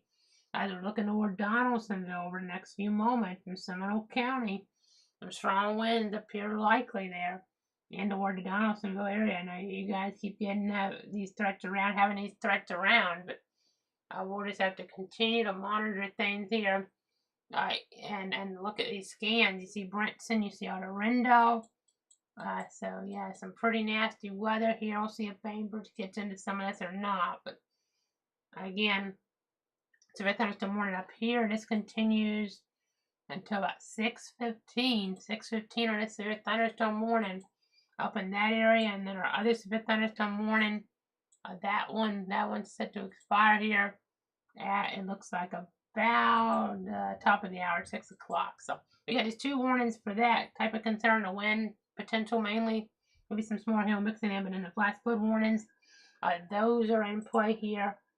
Those are in play as well. So we'll continue to keep our eyes peeled out for that concern with all that excessive rainfall here today. We're going to keep the stream going in terms of me doing the updates here at this point. So be back about 5:30 with more information unless we have a tornado warning in our area. We have to jump in sooner than that. So nasty winds headed toward Donaldsonville. That line bowing out. You do not want to be out there outside, obviously, in Donaldsonville. Want to be inside. Try to be away from windows even because those winds look pretty wicked moving toward Donaldsonville in Seminole County. Keep it tuned to Clouds Weather. We'll keep you guys up to date.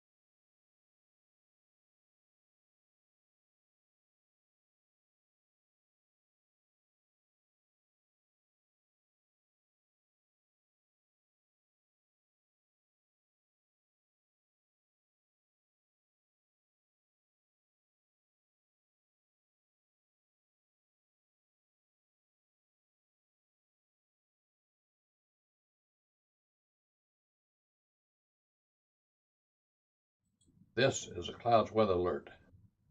Meteorologist Casey Cloud back here with us at 5:30 on this Thursday. Still tracking the severe weather concerns, that storm warning, severe thunderstorm warning, continuing toward areas there of Decatur County as well as Seminole County there in Georgia.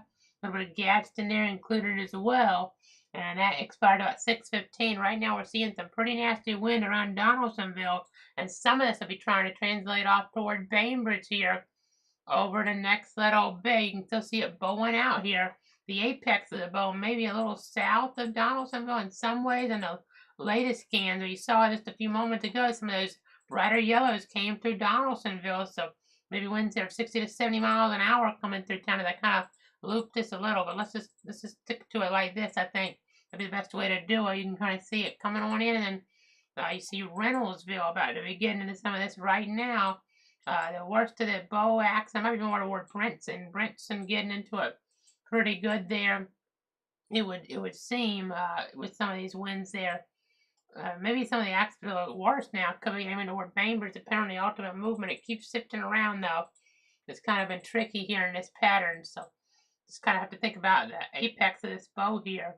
It could be kind of moving toward the Bainbridge area over the next little bit. Again, some pretty nasty conditions in parts of South Georgia. Hopefully, with the more stable air up here, it'll kind of help to weaken this thread. And that's why they said to watch toward the south of this, because they weren't thinking maybe we'd get a thread to hold together like this in toward these counties with the air mass. You see, we don't have much. I put a layer on here where we have a surface-based cape, and I'll take the radar off so you can see what I'm talking about. So you see the blues, these are only instability values of about 500 joules per kilogram. That's the fuel for the storms. Toward Bainbridge itself, 400.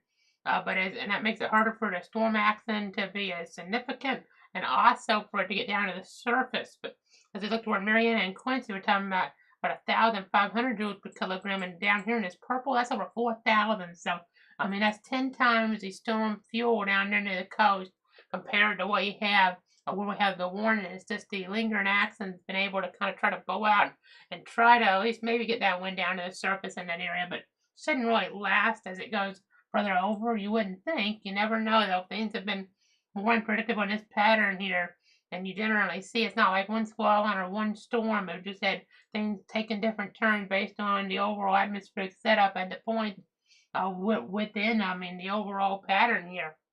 So again, I'll go back down to the south, toward Taylor County, gusty air, 41 miles an hour earlier on, but some gusty winds moving in toward that area still. Maybe some damaging winds to some degree. So we'll just have to continue to watch things there around Perry and around Mayo here. That warning goes to about 6 o'clock. And we'll keep looking at the data here as it rolls in regards to that. I'm going to switch over to our Moody Air Force Base radar. I believe that'll be the best shot here of it at this point in time, trying to give you guys a visual on what we're seeing here on those radar scans. So let's jump on over there now. As more trending of downpours come across this area. I mean, you can see here the wind's trying to come on in, but then also just, the rain from the west. That's why the flash flood warning in play there. 8 o'clock, including that area. See some more storms there in Gilchrist County, and they got some storminess last night there as well. So not great to be getting more wind there. Not extraordinary or anything, not severe right now there, but still something to take note of there in parts of the area. And then as we go ahead and go back down here toward the south, you see here toward part of Volusia County. There's a severe thunderstorm warning the 6 o'clock implanted, even some rotation with this. So they could issue a tornado warning, the National Weather Service in Melbourne. If it is, that looks like it's trying to do something interesting. Let's pop that up. It's not in our area, but that looks like it might be a candidate for a tornado warning here. National Weather Service in Melbourne there. Watching this very carefully. I know we had a tornado warning just outside of area in Henry County, Alabama today. And those areas there, but didn't translate off toward the east. But this here, you can kind of see how the greens and the reds are coming together here. I'm going to check with the Weather Service, even a little bit of a hook here. This is south of Edgewater. I guess it's outside of our viewing area, but just a little ways, but a little bit of a hook there, it looks like, on this storm. A little more instability down here And there may be enough. Let me see here. I want to check this. I want to check chat as well. So you see more stability, but then we don't have much in the way of STP values or supercell composite. Maybe hitting a boundary or something even with all this instability down here too. Maybe causing some twist in there. So that's why there's that tornado possible tag. It could get upgraded to a tornado warning based on what we're seeing there if things continue in that direction. So let me see what they have in the Melbourne channel right now. Go ahead and check in with them. I know what they're watching that here carefully at the office there in Melbourne. We're also watching some more action further off toward the west here. I know we have a tornado warning now in southern Oklahoma there toward Comanche, Stevens, and Cotton County. So the Lawton area now underneath the tornado threat, a pretty highly populated area out there at a national level. I know we're focused on our local concerns. We're taking the clock off here because our logo's red because of our local concern. But yeah, circulation right around Lawton there. Oklahoma is sitting touching down is right over a really highly populated area there in Oklahoma right now. Can't necessarily see anything for sure there. There could be something trying to touch down, but not really definitive. So we'll just continue to watch things there on that view around Lawton in Oklahoma, very highly populated area there in Comanche County. So we'll just have to watch it out. Tornado warning just being issued, in fact, toward that area over the last 3 minutes or so. Again, this includes areas there around Lawton, even Duncan here. I know we're watching some of these areas around this region and talking about tornado and baseball size hail, the potential hazards. You have Lawton, Duncan, southeastern Fort Steele, Central High, Empire City in there as well. So maybe more toward Duncan later in Stevens County, but yeah, that's national concern, a kind of a area here. I mean, almost like the stuff we've seen here toward our area yesterday in some ways. I mean, toward Georgia here, but we'll keep our eyes on it. Keep our eyes on it. Let's go back down to that storm toward Volusia County then, toward Volusia County here. Right there east, it looks like the interstate. I mean, we had some, it looks like it might have weakened down some. They just gave us an update on the thunderstorm warning, so maybe a situation here where the tornado situation, maybe they don't want to go ahead and maybe at this point upgrade to that tornado warning, but we'll just have to continue to watch things here in the Weather Center, and I'll continue to look at things here, evaluate different things in the Weather Center. So it's always kind of interesting to do that here in this type of setup. We're just going to keep on looking at some things here. I'm just going to go ahead and watch some of our different scans. Even see some areas, maybe wind enhancement there in Central Florida as well.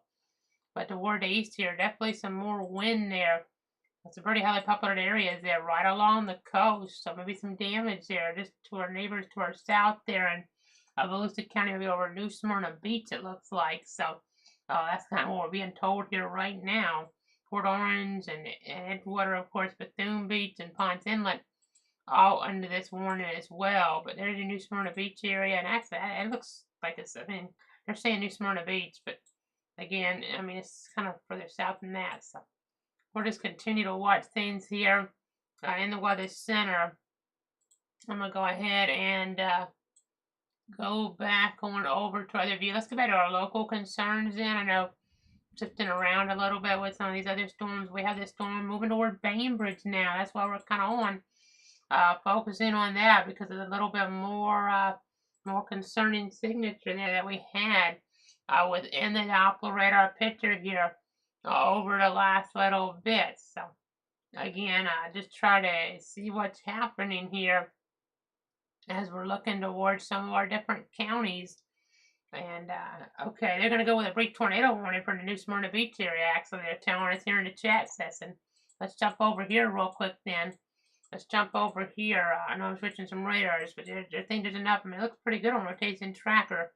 They're going to go with a brief tornado warning, though, for New Smyrna Beach right now. So that's about to be a tornado warned area just south. It's not in our area, but just south of our area. But let's get back over toward Bainbridge. It looks like that's diminishing some. That bow is starting to lose some steam here. It looks like there's still some wind enhancement in here. some wind enhancement, no doubt, but it definitely does not look as well defined as it did earlier because we don't have as much instability. But an area that does have instability down toward the south here, we're going to have a tornado warning in Volusia County. We don't cover them. We wouldn't be on with this if we weren't already on for the other concerns, but a possible tornado here in east central Volusia County around Edgewater. It's really kind of south of New Smyrna, I would say, based on our geographic data here. But possible tornado around Edgewater there. So that's in Volusia County now. Getting a TVS on our other source. So let's see here. Oh yeah, that tightened back up on that scan because it kind of had loosened. It got kind of tight there to the interstate, loosened, and now it tightened up here. Seeing some winds maybe to 100 miles an hour possible in this area, if that's accurate. Hopefully it's not, but right at the coast you can get these here, and this is an odd setup anyway. Little displaced, it kind of looks like from the radar, so that might mean that we're not as bad of a situation, but again, a possible tornado here in Volusia County, just outside of the area, just out there in New Smyrna by a little ways, closer toward Edgewater, though. You're talking about Turtle Mound, one of the communities here. They have mainly rural parts of Volusia, which, I mean, Volusia's pretty populated, so that's good. It's, and according to them, more rural overall, but let's see. I noticed some homes down there, it looked like, so let's see where we're at, because, I mean, there's still a few, but it's almost off the coast. I mean, so, I mean, at this point, I mean, it looks like that if there's a tornado, it's right. Let me pinpoint what we're talking about. Let me pinpoint what we're talking about here. You see the green and the pink there. That's gate to gate. It looks like I'll go with the highest number. That's about 100 miles an hour gate to gate. Have a tornado right on US 1 here. So, I mean, it's headed toward the intercoastal, I guess you would be calling here. As we're, I mean, well, let me back that up. We're kind of, I mean, we're not really headed maybe directly like that. Let me rephrase that. It's headed right toward the beach. Those areas toward the beach here.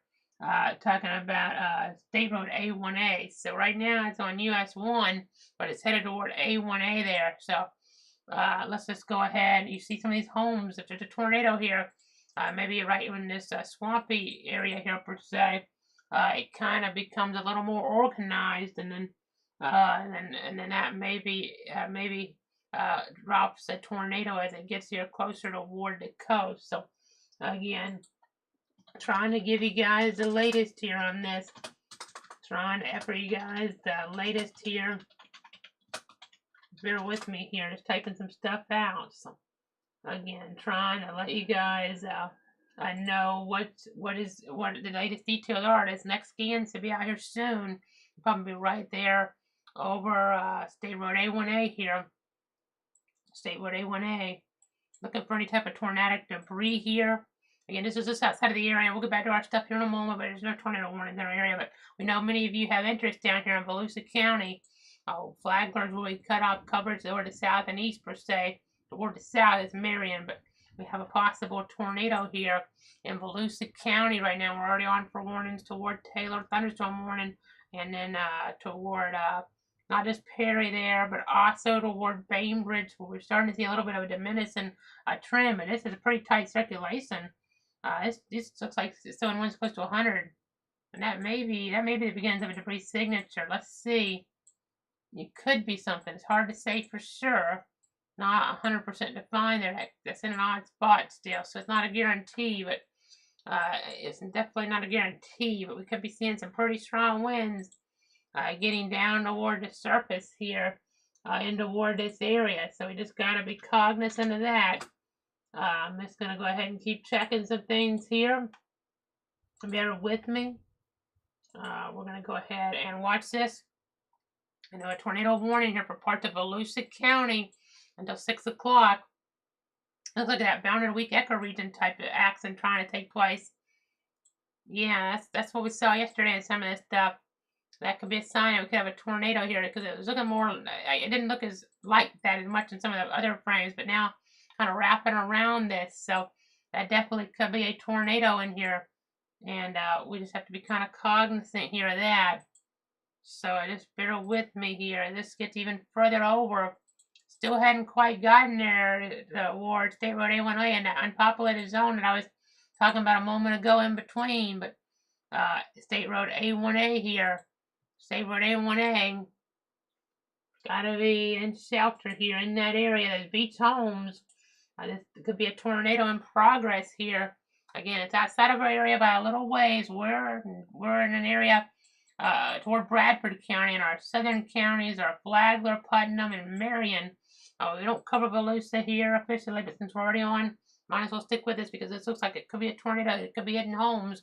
I feel like this could be one that could be in an EF1 type of range here based on our pixels. I mean, we're a little high up, but seems like we're getting something there in terms of maybe some type of debris. Can't guarantee it, but we're up there at about 4,000 feet. So again, you can't guarantee that, but it looks like we're starting to get something like a bounded weak echo region here. So something to kind of keep in mind as we're looking there on our Doppler radar.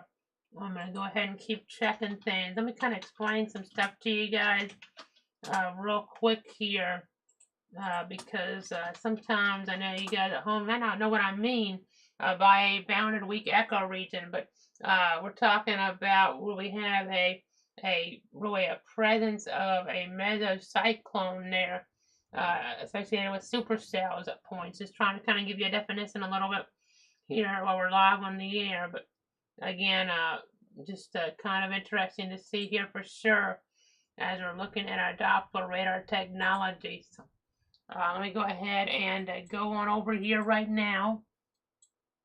So we started to spin here right near State Road A1A. And like that little area, it might have been debris, kind of went down. The circulation may have went down a little, but you just never know here. There still could be something in Volusia County. That's tornado warning going to 6 o'clock. At 5:40, Severe thunderstorm capable of producing a tornado is already part of Edgewater there. That area, at least, just kind of tracking that potential there. They're tracking this. Let me check this here. You can kind of see it moving probably east-northeast here, I would say. At this point, they headed northeast on the movement, but let's just kind of look. I mean, our other movement almost makes it look like it's going a little south, but I mean, our current scan shows that really tight rotation there, right just east of 95, and just east there of course, our road there in terms of US 1, but more on A1A. So that's where it's at this point in time. As we go back to our live scan, the analyst there, Roy, the analysis is what I mean. It'll take a little longer to catch up. It's more out here as we just got an update. Let's go ahead and say here what we're talking about. It spins right here, right near these beach homes, potentially could have a possible tornado about to hit some of these beach homes in Volusia County. I know it wouldn't be that strong of one, but I know they're already vulnerable in some of these spots because of what happened with Hurricane Nicole after Ian already caused some problems. But they're saying now here in the chat that the tornado is probably located there over Bethune Beach or near Oak Hill, moving east at 25 miles an hour. So again, that's your new update now from the Weather Service to be a little more precise in the geography. Looks like that circulation may be about to be off the coast here at this point in time. It looks like that's where we're kind of at now. Maybe right into the coastal waters, maybe a water spout at this point. I don't see a lot there, so let's go ahead and break away from it since it's starting to move away now from the coastal locations, it would seem. I mean, if it's still there, of course, it's a situation where you had good warning here toward those coastal homes, and now it's starting to either get right around you or probably more push out into the water there. But still, be careful. There's still some lightning potentially around, and then you have the heavy downpours here on play too. So just got to keep that in mind. Let's get back up toward the north now. Just want to give you an update on that situation since that evolved pretty quick.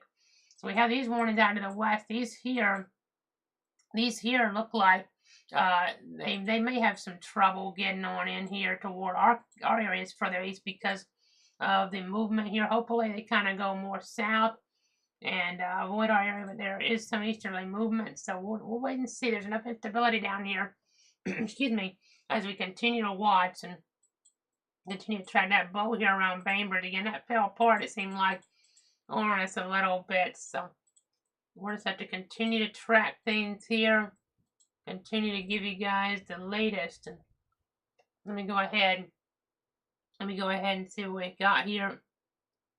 I know I'm going to switch back to our other viewpoint here, the Doppler. That bow went across Bainbridge. Okay, it looks like, let me check here. Our Fort Rucker radar is showing a lot stronger wind. I mean, it's interesting to see that. I mean, it's showing a lot stronger wind than the Tallahassee radar is showing. And the angles play a role with Tallahassee here. I mean, it was probably a little bit closer there. Bainbridge, there. I mean, it's still showing a wind on the other radar just coming through Bainbridge. So, may still have some issues there in Decatur County then, based on that. They haven't extended the warning yet, though, but this is 5,000 feet up, and we're still seeing winds close to 60. I mean, it was showing a lot different on the Tallahassee radar, though, which is at a lower height, which should be the better perspective on this at this point. But sometimes the angles do play a role here. The angles play a role here, so you got to keep that in mind as well. So we're shifting between some different radar scans here. Shifting between some different radar scans. I see some more heavy rain moving toward areas in Bradford County next a little bit right now. In Union County, they're on Lake Butler. You can see some of that there in toward that vicinity. We'll just have to keep our eyes on that. Now, as we continue to get the latest updates in, it's so interesting how much weaker this looks off the other radar site. Though I mean, it looks like almost nothing off the Tallahassee radar site. So I almost would. I mean, we're half the distance up though. So I mean, did we get any reports of wind out of Bainbridge? If we didn't, I mean, I would tell you that the Tallahassee radar, if that METAR is online still, then the Tallahassee would be more accurate and you wouldn't issue. But if it went over the right spot, but if it was a situation here where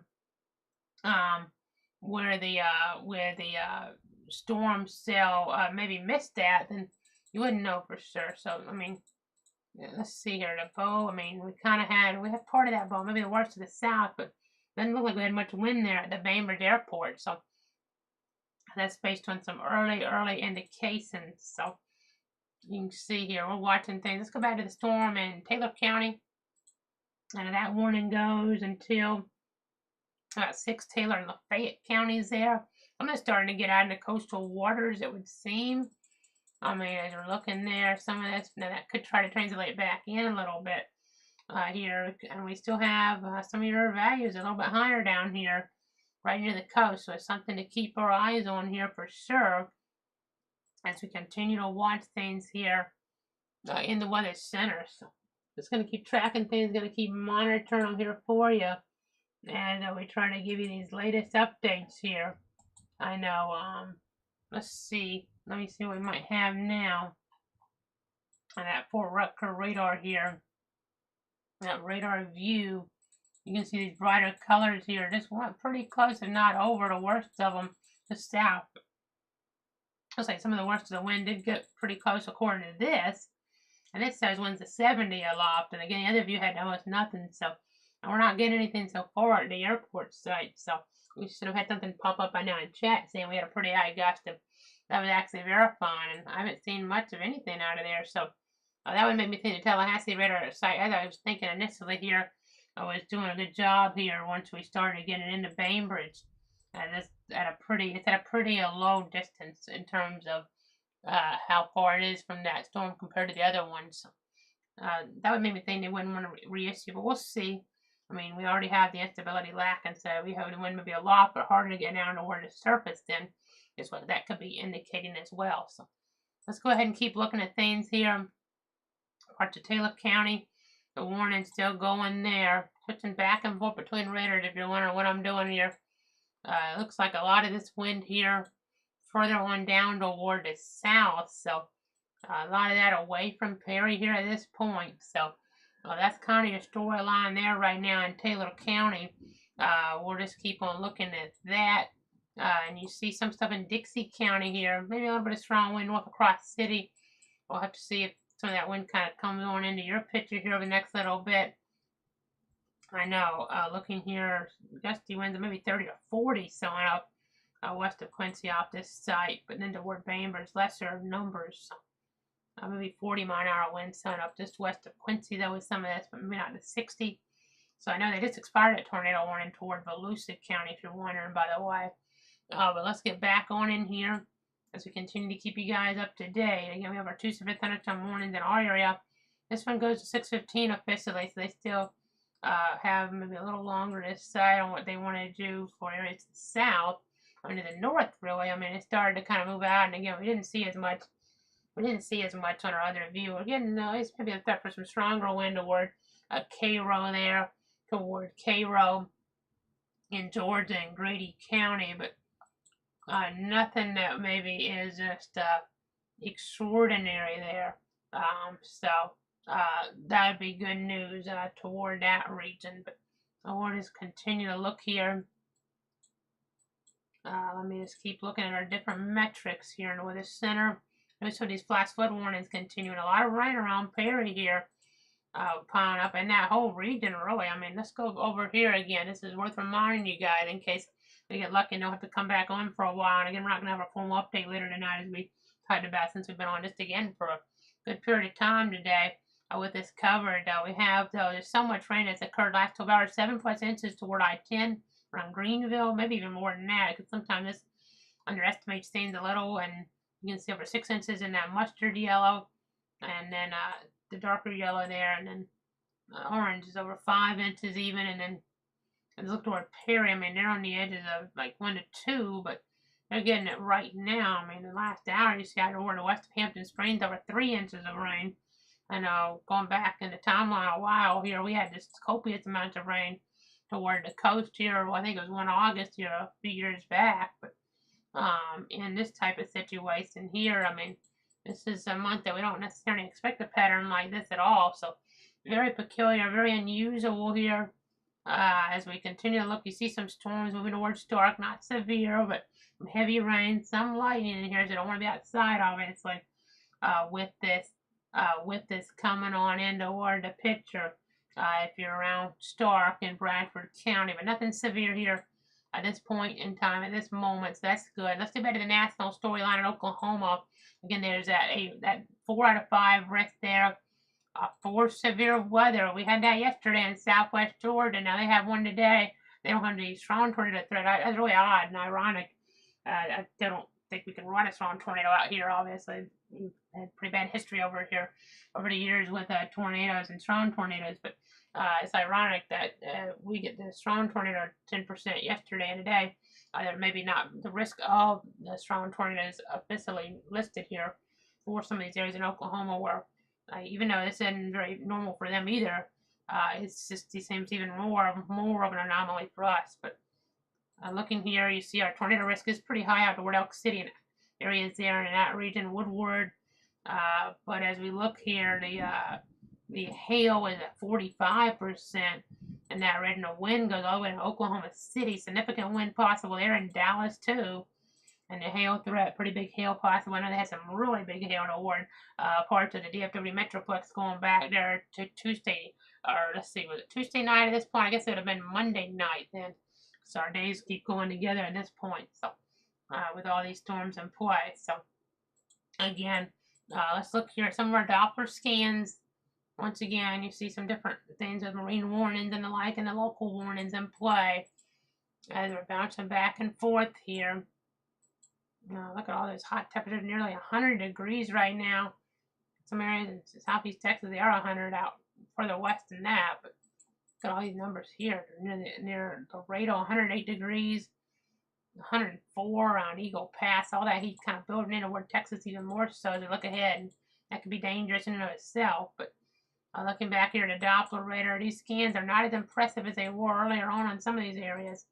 And that's good news. I know that Warsax and Bainbridge just moving toward Cairo, and there's no new warning coming out at this point for Cairo. I mean, it's already moved out of the box, so maybe they're keeping it for this area. It's a little bit stronger down here. Winds about 40 around Gretna there, and you can see some of those spots there in Gadsden County. But let's talk these flash flood warnings here in play.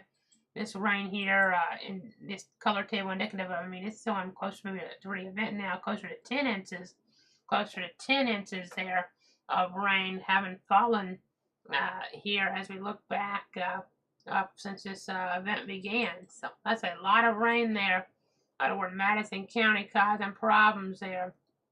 Haven't heard of anything right on the interstate in terms of flooding in toward that area, but other roads, a different story.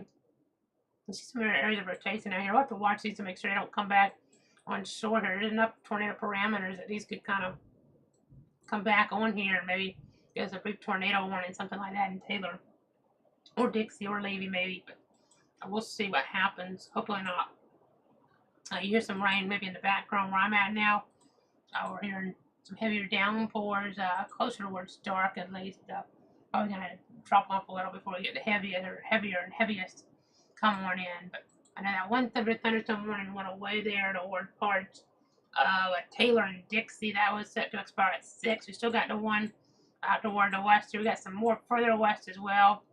We'll just have to keep looking at things. There's still a lot of instability further closer to the coast. I mean, I go back here, you can see how it's kind of been trimmed back some here, kind of getting that pushed down toward the south and west a little bit. So, again, it's something kind of interesting to take note of. You still have some significant parameters down here, but that's not really huge cause for concern here, but we still have to watch things, obviously. Kind of tricky here, and then let's see what we have. Let's see what we have on our other modes. So you can see, I mean, let's get back to the west because we're on the wrong radar to go too far east, but you can see some wind and rain moving toward Cairo, but nothing too impressive around Quincy there in Gadsden County. I know we're getting a little bit of wind coming in, maybe that's to 45 or 50, but it doesn't really look like it's severe. Maybe a significant advisory would do the job around Quincy here. That just came on in anyway, so we'll see what the METAR gets. That's here in just a moment, but looking back out here, 40, 45 possible toward roadways there. Looks like State Road 267 in toward that area. As we're kind of looking at the overall scans here on the Doppler radar. We're going to go ahead and keep checking things here. Let me go ahead and go on over right now to our other mode, our infrared satellite. You can kind of see what's going on. Look at that Carter Cloud Top in Franklin County. That's kind of interesting. Maybe you have to watch some of the stuff down there. Cold cloud top like that. I mean, that's really cold, more vigorous accident in theory based on that. And then looking here, again, we still have the slight rest technically in play there. And we're just going to have to keep looking at things, keep evaluating things here in the weather center. I know some of the stuff out to the west moving southeast at 25 miles an hour. So if that stuff out here, I tried to make its way into our area, just kind of tracking that out a little bit. I mean, that's still a good ways away. So that's still maybe a couple hours away. So we'll just have to wait and see here as we're looking ahead into toward that timeline as we continue to monitor things here on this Thursday evening at this point. Again, we're down to one severe thunderstorm warning with the 2 flash flood warnings. Still got some heavy rain around parts of Taylor County. You see Dixie County, Lafayette County there. Even some heavy rain in Alachua and Bradford and Union counties, but nothing overwhelming there. There is something that is worth noting though. Part of Oklahoma, there's a report now of a confirmed tornado on the ground in the community. It looks like facts in there. So let's go ahead and go out there on our other Doppler view then.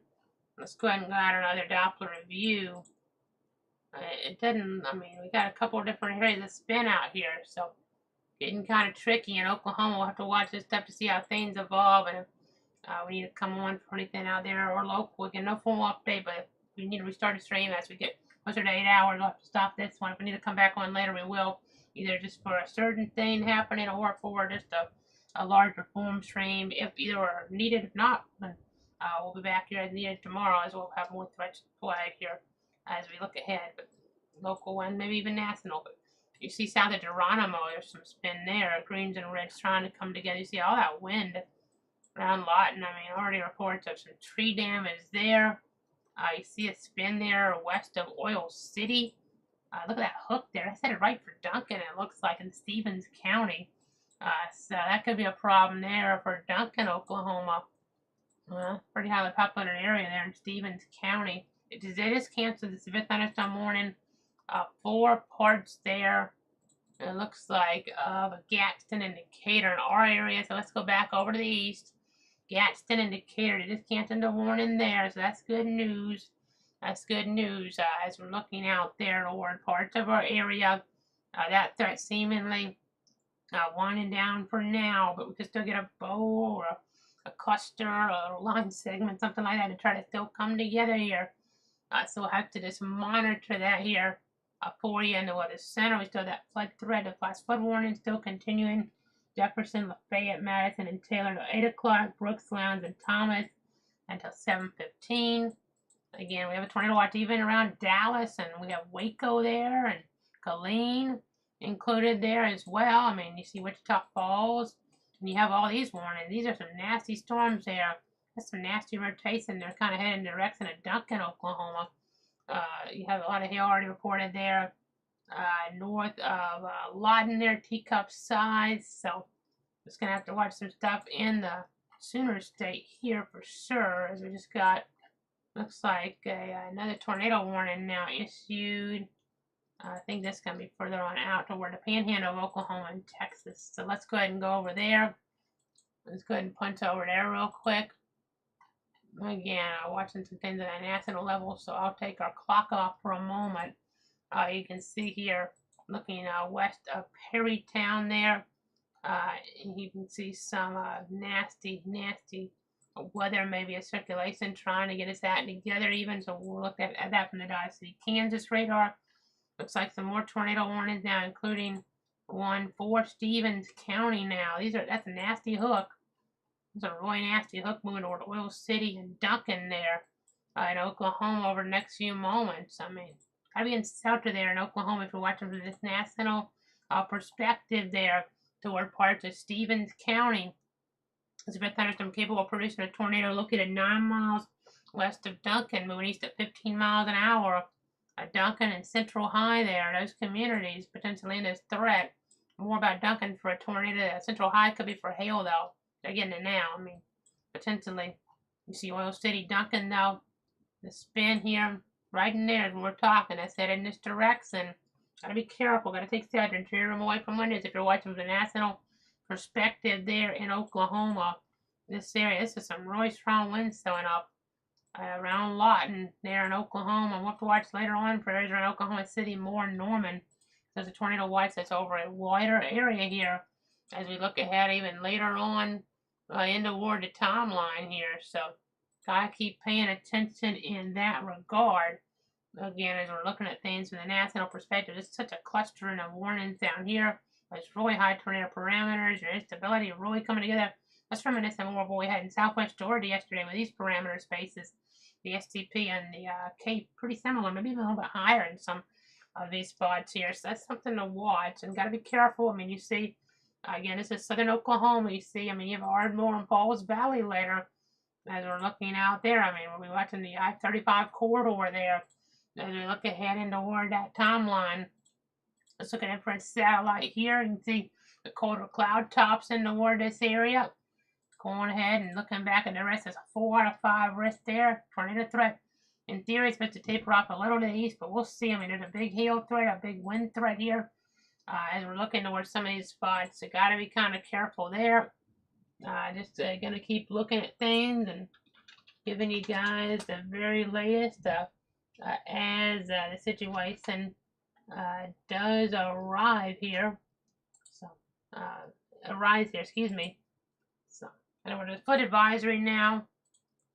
Excuse me here. I don't want to go to our other source. Apologize on that. Trying to do that on my source. I don't think it popped up on yours like that, but nonetheless, let's go back on over here. Let's go back on over here now. We're at about 6:09 in the timeline. So let's go back to local. We'll go back on over to local right now. I want to try to check some more things here in the weather center. Trying to double check some stuff here. Trying to make sure we're giving you the very latest here to protect you, protect your friends, protect your family. That's what it's all about here at Cloud Weather. Doing all that stuff. Again, I'm just checking some more of our sources here behind the scenes. Making sure everything is really up to date here and the like. So again, we're going to keep tracking things, keep watching things here over the next little bit. So that flood advisory part of Alachua County here until 8 o'clock. So some heavier rain coming in toward portions there of Gainesville here. Portions of Gainesville here over the next already started in parts of town. But even more so as we look further on over here soon. A little bit of wind energy there, it looks like, too. And we have some more moisture here. Could get some flood alerts here to continue as we look ahead if that stuff starts to train on in a little bit. New confirmed tornado warning per se now as we look further on out. Live storm chaser confirmed one over Perrytown there as we're looking toward that Texas/Oklahoma Panhandle region. So let's go ahead and pop that up here at this point in time. Watching that from the national perspective. Of course, watching this from the national perspective as well. That's a nasty hook there. As we're looking toward Comanche and Cotton counties there in Oklahoma. That's considered a confirmed tornado. You'd think the one, well, I think I see what they're saying. Let me double check. Well, kind of on the edge, but looks like a confirmed tornado out here.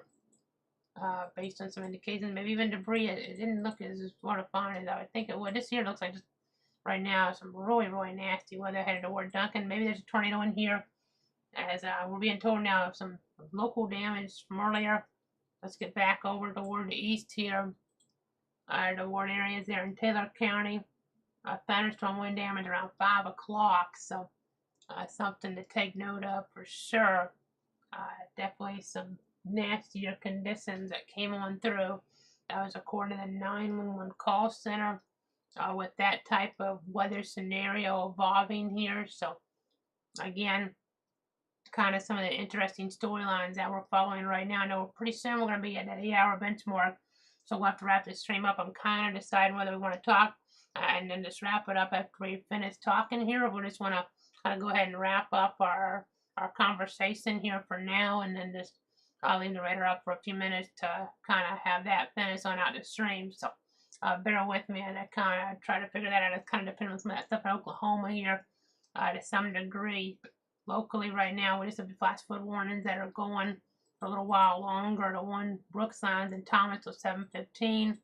Areas there of, it looks like, again, Jefferson, Lafayette, Madison, and Taylor at 8 o'clock. And you can just look off toward the west here. These storms, they're by themselves at points here, but now they're all just, and they're kind of hooking into each other, and you see hooks on these, and not a great picture here, to be quite honest.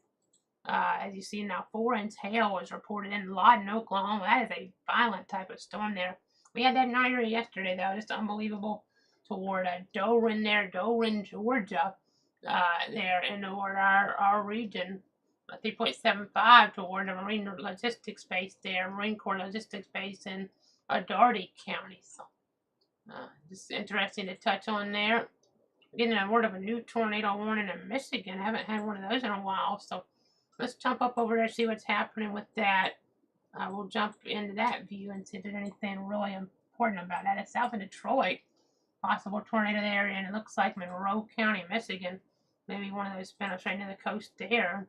With southeast at 25. So probably not going to last too long, that warning. Posted 30 past the hour, but maybe around Woodland Beach, Stony Point, and Detroit Beach. So some threats there, but hearing some little bit of wind action outside where we're at. Let me see if there's anything on our camera here. See if there's anything maybe worth showing you guys. I don't see too much actually. And when I'm looking at it, it's just kind of raining now. The wind's kind of calmed down some. But I might go ahead and pop it up anyway for the rain picture as we continue along here. Continue along to give you guys the very latest. Let me switch on over so you can see that rain coming down the wind, not too strong now. I think it kind of picked up a moment ago on that leading edge, but I see the darker skies out with this weather here in north central Florida that we're following. Again, hadn't been too bad around Stark in terms of like severe weather. Had the wind, rain, some thunder, and some gusty winds. But nothing just overwhelming so far. Still got more rounds to get through though. This is not it. I mean, you wish it was. I mean, It's just an odd pattern. We keep going from heat to storms here at this point across most of our areas. So at points it was just about Georgia, but now this pattern kind of spread on in a little bit more. And we're just going to have to keep an eye on things here overall. Again, going back here toward Texas, toward areas there in Oklahoma, you can see here, you got some spin on these storms. You see around Duncan there. Definitely a nasty storm moving in toward that area. Definitely some nasty conditions there. Moving toward Duncan, Oklahoma. And you have what we had down here, which was a confirmed tornado report earlier on. In this storm cell, that's a warning for parts of Comanche and Cotton counties. This one in the north is Stevens County, Oklahoma. Then out toward the west there to Oklahoma, Texas Panhandle of the confirmed tornado. So just got to keep our eyes on everything here. And again, Lawton really getting hit pretty hard. 4-inch hail and some wind damage already being noted. Gust of 54 officially, but maybe some winds even higher than that to cause some of that damage there. Maybe even a spin up tornado there occurring in that area, not out of the question. So again, continuing to track things. We're in our last few minutes of this stream here on Facebook, on Twitter, on YouTube, on Twitch here. So let's just kind of remind you where to watch. Facebook, Casey Cloud WX, Cloud Weather, Twitter at Cloud Casey, YouTube at Cloud Weather, and Twitch there at Cloud Weather. I know on YouTube, hit the subscribe button, and then you can also, and that's if you haven't done so already, and then if you are having trouble finding it, just, it's pretty simple to type in youtube.com/@cloudweather, but another way is a search on YouTube, meteorologist Casey Cloud in that search bar. Some different methods there to watch the coverage. I know you can back things up on that a little bit easier, maybe more capable, maybe in terms of being able to, use that DVR function, and also just that video player is something I kind of like myself prefer it. But there's all the other options here, so you guys have multiple tools here to watch the coverage through those platforms, and you also have the auto alerts that are Cloud_WX on Twitter. You have the website where you have the links, different links available to watch coverage, including that YouTube one. And then we also have here, the interactive radar there on cloudweather.com/radar. Of course, we'll be watching the stuff out west in Oklahoma. We're watching the stuff around here for you to dump back on. We will. We're being told so far out of Volusia County, there's not been any damage noted so far. But of course, that could always change here in these type of situations. So, again, that's something we'll be checking on. By the way, despite all these 60-degree readings, 66, 68 in north central Florida, still have some lightning around. So just don't want to be outside. Want to remember, whenever thunder roars, you want to go indoors here. That's an important mantra. Or lighting in the Gulf. We'll have to see if some of this again translates further on down here along the coast, and we get some type of rogue warning on us. You never know here, some rogue spin up or something like that, not out of the question. So we'll be checking out that here in the Weather Center as our rain picks up around Stark now.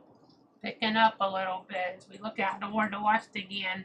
Keep our eyes on Oklahoma there with the tornado threat. And now the tornado warning for Duncan, Oklahoma, tornado warning for Walters. There we had some really nasty weather around Lawton, destructive weather around Lawton.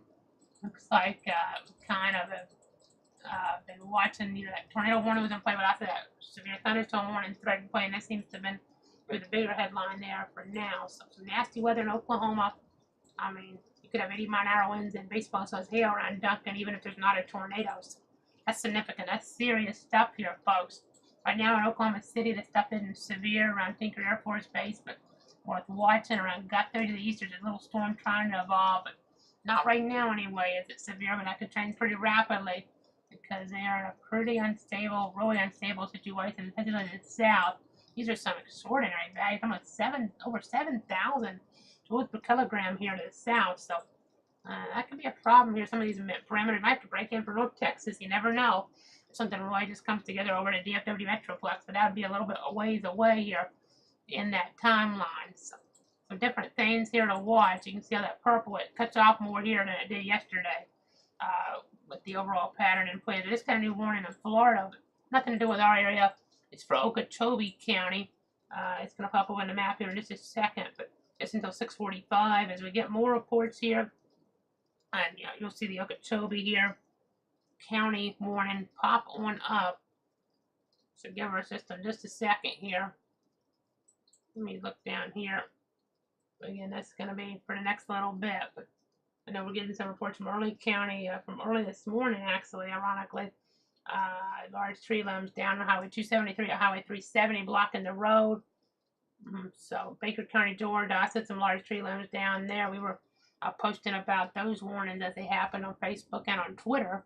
Didn't break in for those there, but we still noted a threat. Didn't think it was quite enough to break in for, but still, especially with all the warnings we've had, those were a little bit on the lower end or marginal. So that's why I posted that on Facebook and Twitter instead of coming on. But there's your severe thunderstorm warning in Okeechobee County now. The Okeechobee Airport potentially being impacted. You have Treasure Island, Okeechobee, Four Seasons Estates there, Taylor Creek on that thread. And then as we get back on over here, take a little tour. And we have a new tornado warning in Texas now. This is far to the northwest of Austin, but this is areas here you can see west of Burnett, Texas, south central Texas. Rogue storm outside. Ironically, the tornado watch here trying to rotate pretty quickly. This is south there of like Dallas and Waco. But something worth noting is there's now 5, let's see here, 6 with that one, tornado warnings in play in the country. So 6 tornado warnings in the country right now. That's one. We got a few of them, 4 here in this cluster, the one in Michigan there near the coast. So heating up a little bit in that regard. We were really busy down in southwest Georgia, south central Georgia, with just about 20 plus tornado warnings yesterday. So what an event that was. Still can't rule out a rogue spin up tornado warning for our area here. So the severe thunderstorm threats here, even lingering in the days to come. It might drop off a little, but they're still going to be there. We've got all this rain too. Flood watch still in play here. Portions of our area, so keep that in mind.